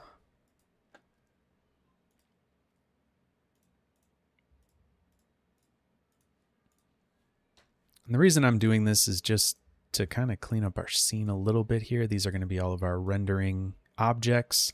And what we can do is we can put down a lop network, give ourselves a little Solaris just so we know what the heck we're looking at here. Whatever. I'm just going to do the most simple thing, which is a scene import all. And this by default is going to do everything in the scene, which is not what we want, because we're going to see that everything is going to try to come in and it's going to be, it's just not going to be what we want it to do. So we're going to tweak a couple things here in a second. But let's go up a level here. Hello. Okay. So what we want to mainly do is just bring in these renders. So we're going to go back in here. So a root object is the object level, and our objects that we're going to do is just going to be star render star. So we're only going to grab the render objects. We're not going to import materials. That's fine. So now we're only going to have our render can, a render glitter, and a render smoke. Now, one thing that you're going to notice here is that these prototypes, there's going to be 50,000 of them. You don't want that, because this is just all the same object over and over. And so the way you tweak that is you go up here to pack primitives, and here it's going to say create native instances, and that's what it's doing right now. That's the default. We don't want that. We want to do a point instancer. And this should now be quite a bit quicker. So now we should be able to go through here. It's actually simming this, so that's why it's being a little slow here, because it's simming in the background, and it's also bringing in our volumes and everything. So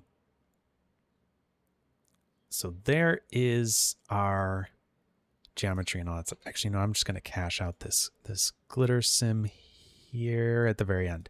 So let's just do a file cache. And we'll say glitter sim cache, and we can just save that.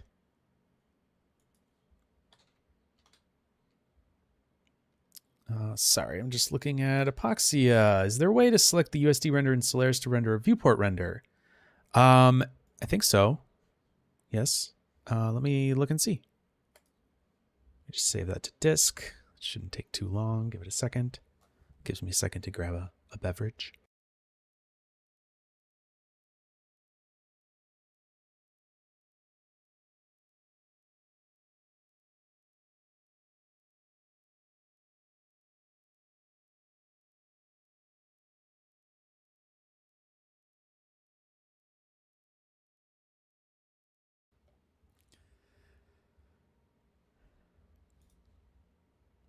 I've got Waffle Boy Tom trying to open a back channel conversation with me while I'm streaming. Jeez.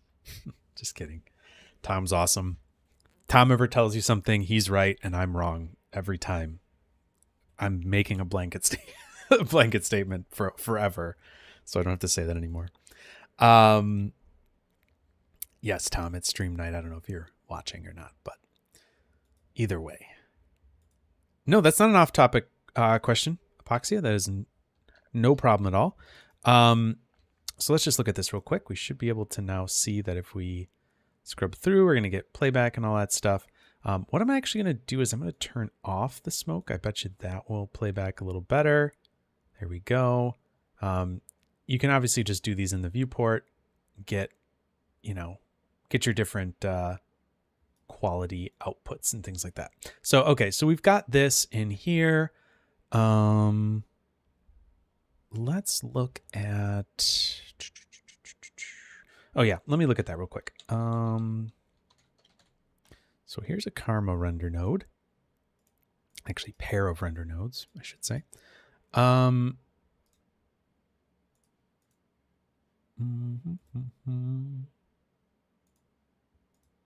Interesting. I would have thought it would have been in there.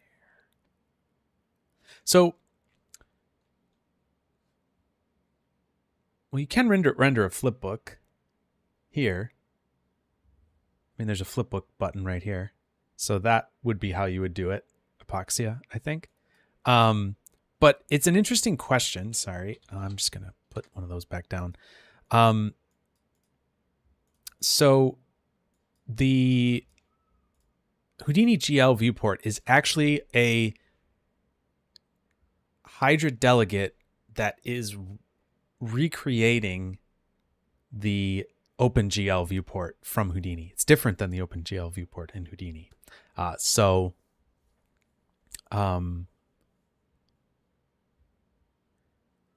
yeah, the flipbook is right here. I don't know if you see that, but there's a flipbook button here. You should be able to just flipbook it. Now, I think what you're saying is you want to do it for... Flipbook will render each camera individually. It will? What do you mean?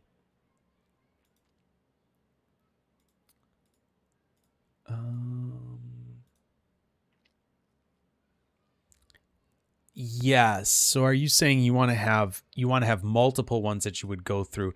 So what I think you would want to do, let me just think about this here.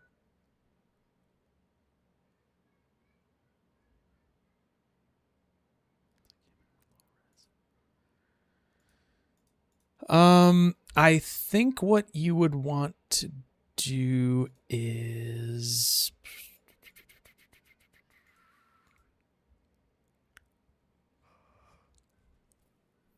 Excuse me.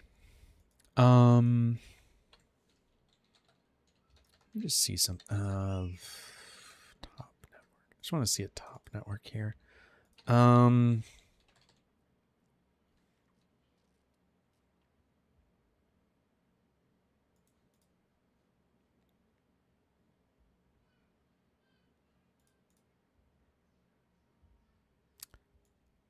So I think what you would be able to do here is...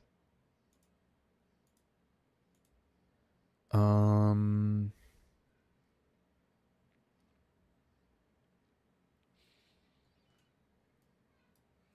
I really feel like you'd be able to do it through this.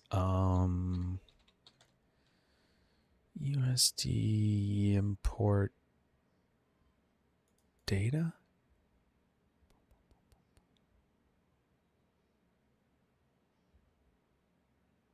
Yeah, I feel like there's a way to do it, which is really frustrating. I'll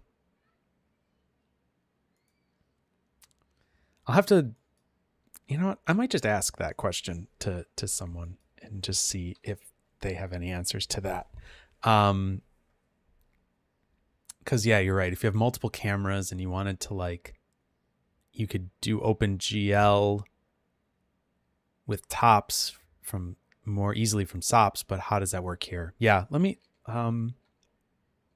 like DM me or something outside of this, and maybe that'll help me to remember to do that.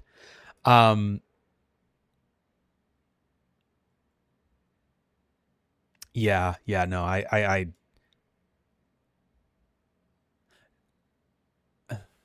there is a way to do that using context options. Yeah, DM me and we'll. Oh, look at that. We get somebody dropping this in here.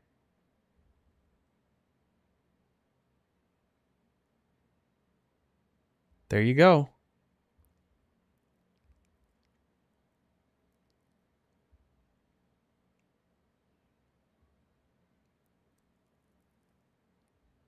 Cool. That's perfect. There you go. So it looks like the OpenGL ROP can do that. So that's cool.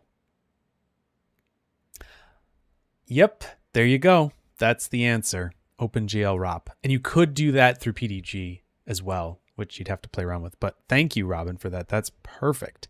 That is absolutely perfect. That should get you right where you want to. Also, just a little side note. If you look at that post, Mr. Jason Iverson makes a little appearance there at the end, and he is, if you look at the number of posts that he's put into the forum, he's a pretty prolific Houdini user. I'll just say that much. May or may not be a user, employee with Weta in New Zealand. So, anyways. Super nice guy too. Knows a ton about Houdini. So very cool. Anyways, thank you, Robin, for that. That is super, super helpful. If that link didn't work, Google using Houdini GL to rendering USD to files. There you go. Perfect. Okay, so let's just do this real quick. I'm not gonna try to get all these maps on there. There you go. Yes, thank you, Robin. Huge thanks on that. All right, let's do a Karma Physical Sky just to get something interesting here. I like this node because it gives you some nice. Hopefully, I won't get anything too weird happening. But okay, so there we go. We're getting something. And then I'm going to do a material linker. If you've not used this before, it's great because it actually has this little catalog in the middle here. I'll make these bigger, not that big. Let's move this over like this. Grab our material linker, and I think we have a metal. Let's do bronze for our glitter. Something like that.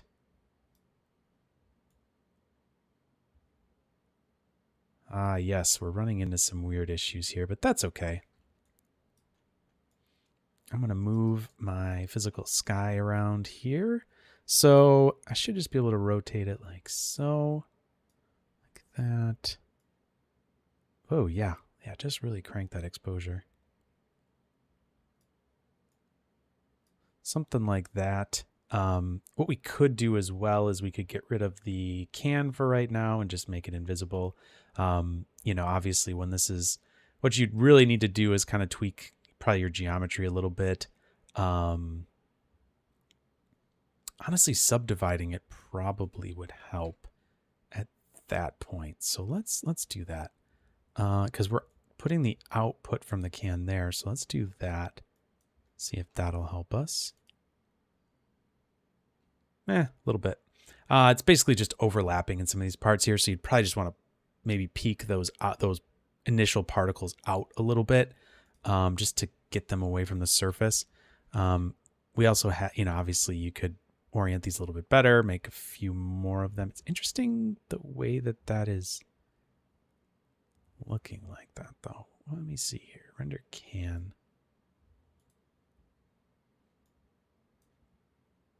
Oh, it's because so the reason is because I think because the normals, it can only get the normals from the from the geometry itself, and so those normals are causing it to be faceted like that. If we, oh goodness, because the normals here are going to be sort of, I think, sort of faceted around the object, and so that's why we're getting these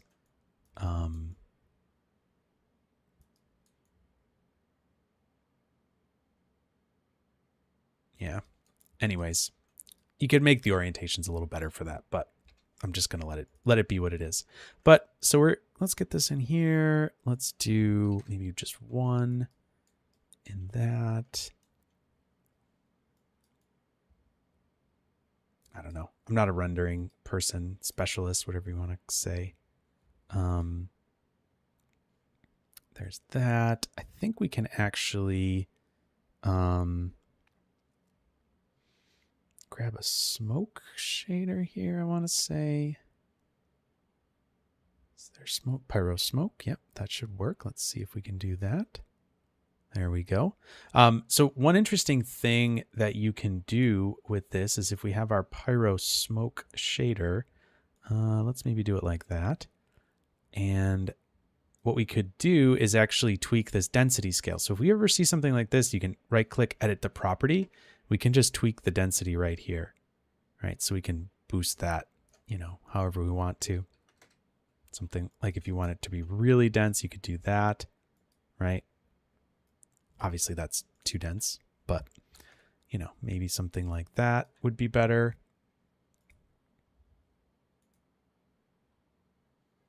Yeah. So anyways, if you see any of these properties here, you can, I think we can just go, sorry.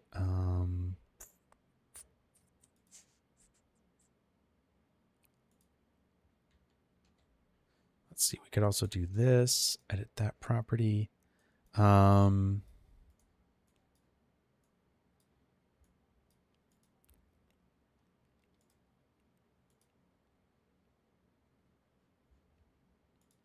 Yeah, so we could go through and mess around with these however we wanted to, but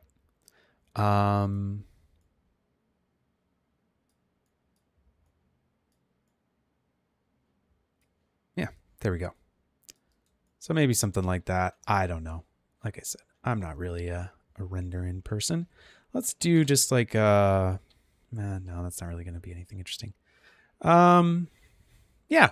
Well, I think we're kind of somewhere with this here. We got a little render going. Probably should throw a camera in here as well. Throw that in.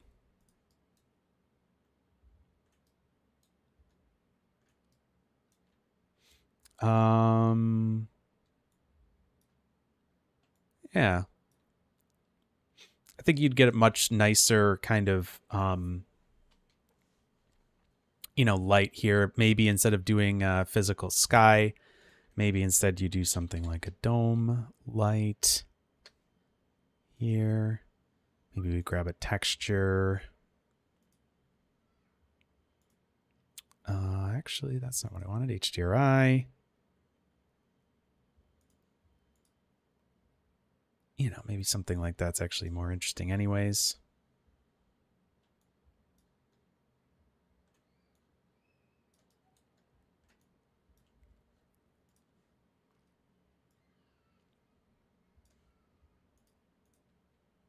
Can I give you a tease about it?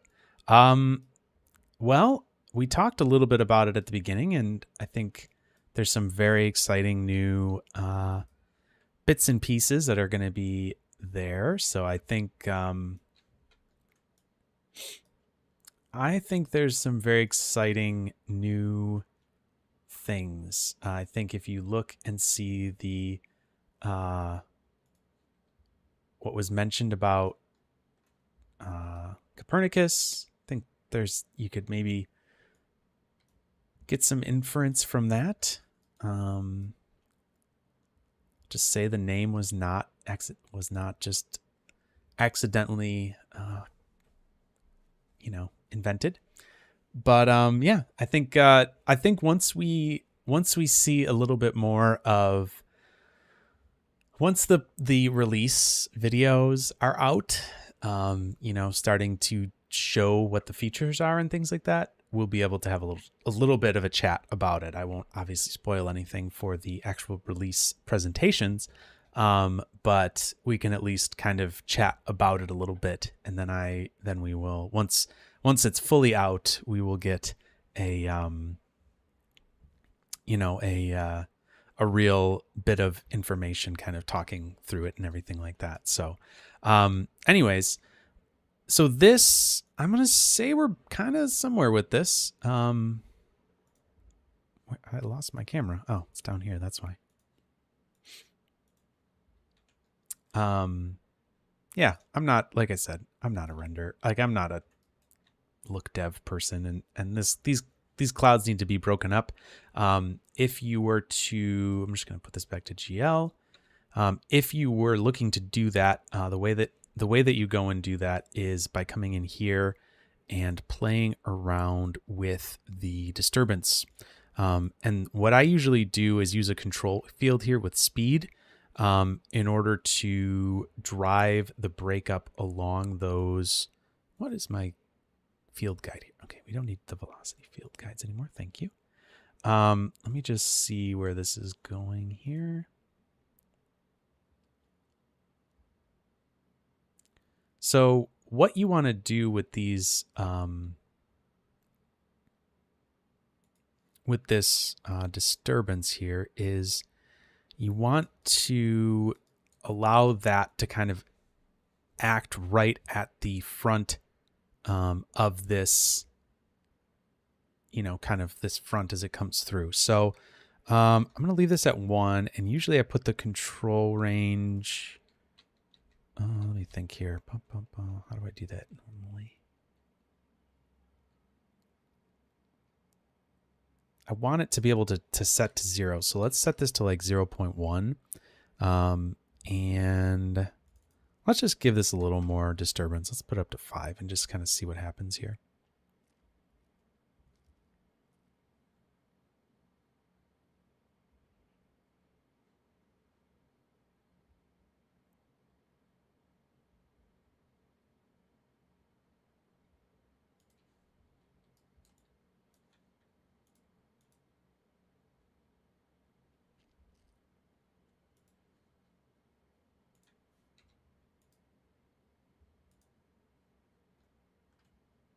Why are we feeling so slow here all of a sudden? Is it because... Is this running in the background here? Sorry.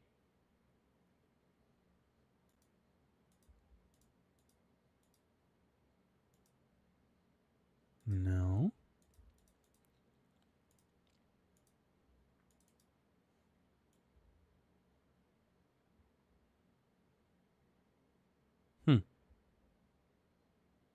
Okay, anyways, let's look at disturbance here and just see if we can kind of get some information from this here. So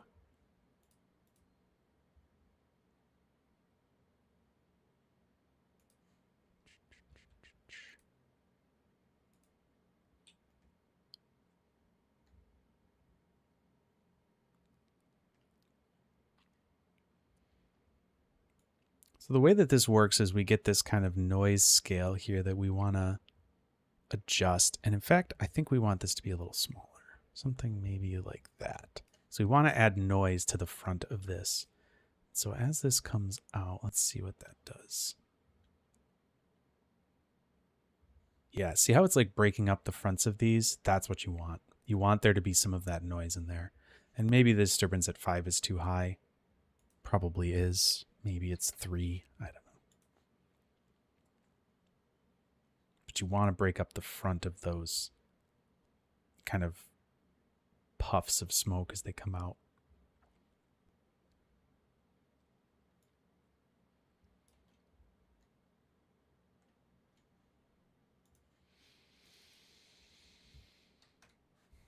Actually, 5 seemed maybe okay. I'm going to turn this off.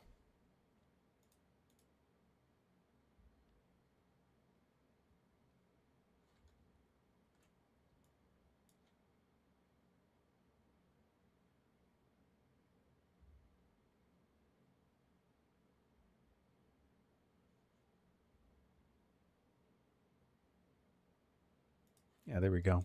Yeah, hopefully you can see that there's a little bit more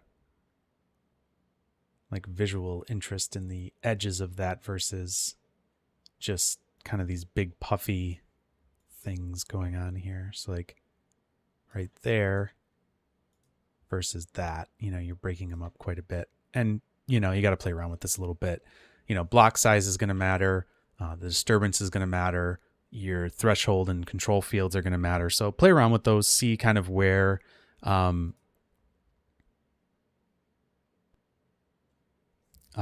those are going to go. But anyways, I think that's going to be it for today. Kind of went a little long, but it's fun playing around with some stuff. Yeah, I'll do that at 4. So yeah, if anybody has any, you know, further thoughts or anything like that, please feel free to drop them in the chat while I'm kind of doing this last little bit of things here. But other than that, I think we are kind of drawing to a close. And hopefully you can see how that disturbance is really helping with the pyro field. That's a super important thing that I think a lot of people forget about, is adding that disturbance in. It really, really helps your pyro sims look better. You don't get those weird kind of word am I looking for? Kind of just fake, billowy, weird things like that. So yeah, no problem, Antoine. I'm glad you could join and enjoyed it. Yeah, I think it turned out pretty neat. And yeah, thank you. Thanks, everybody. Can I enter the solver for a sec? Yeah, I probably can. 1 second. Yeah, sure.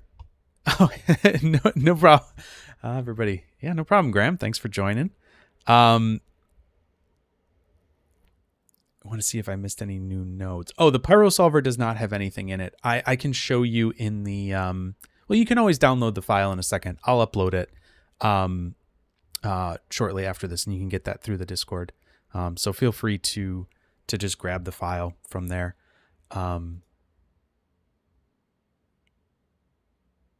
Oh, new to you as a noob.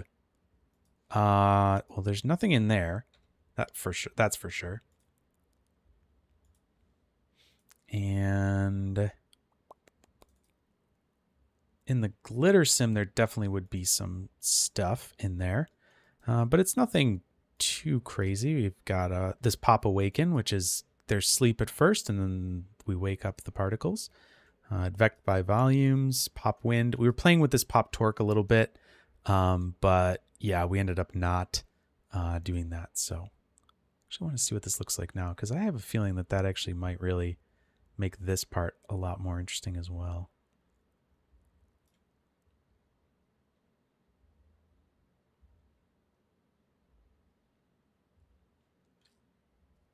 Yeah, no problem, Varun.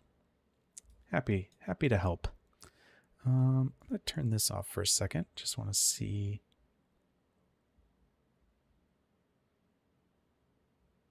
If we get anything more interesting there. And I'm also going to turn the gravity off. I'll turn these back on in the final thing. I just want to see what happens with that advect.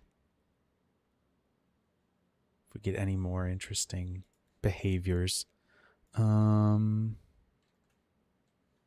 do that.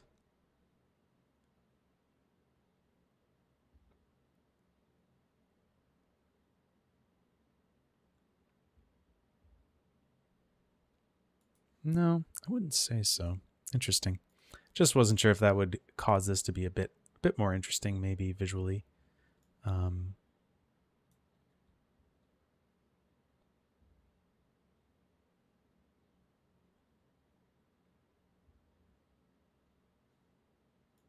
Anyways, let's just split the difference on that one. Cool. All right. Well, everyone, thank you so much for joining us today. Yeah, if you're ever interested in suggesting something for the stream, go ahead and go on the Discord server, drop in a little link there, and yeah, we can figure out maybe a way to, highlight what you were working on or what you're thinking about in the stream, or something you're curious about. So yeah, that will be it for this evening. So thank you all for joining. Like I said, please enter stuff in the Discord. Always happy to, see what people are curious about learning, and gives me some ideas for what to do. So thanks, everybody, and I will see you next time. Have a great evening. Bye, everybody.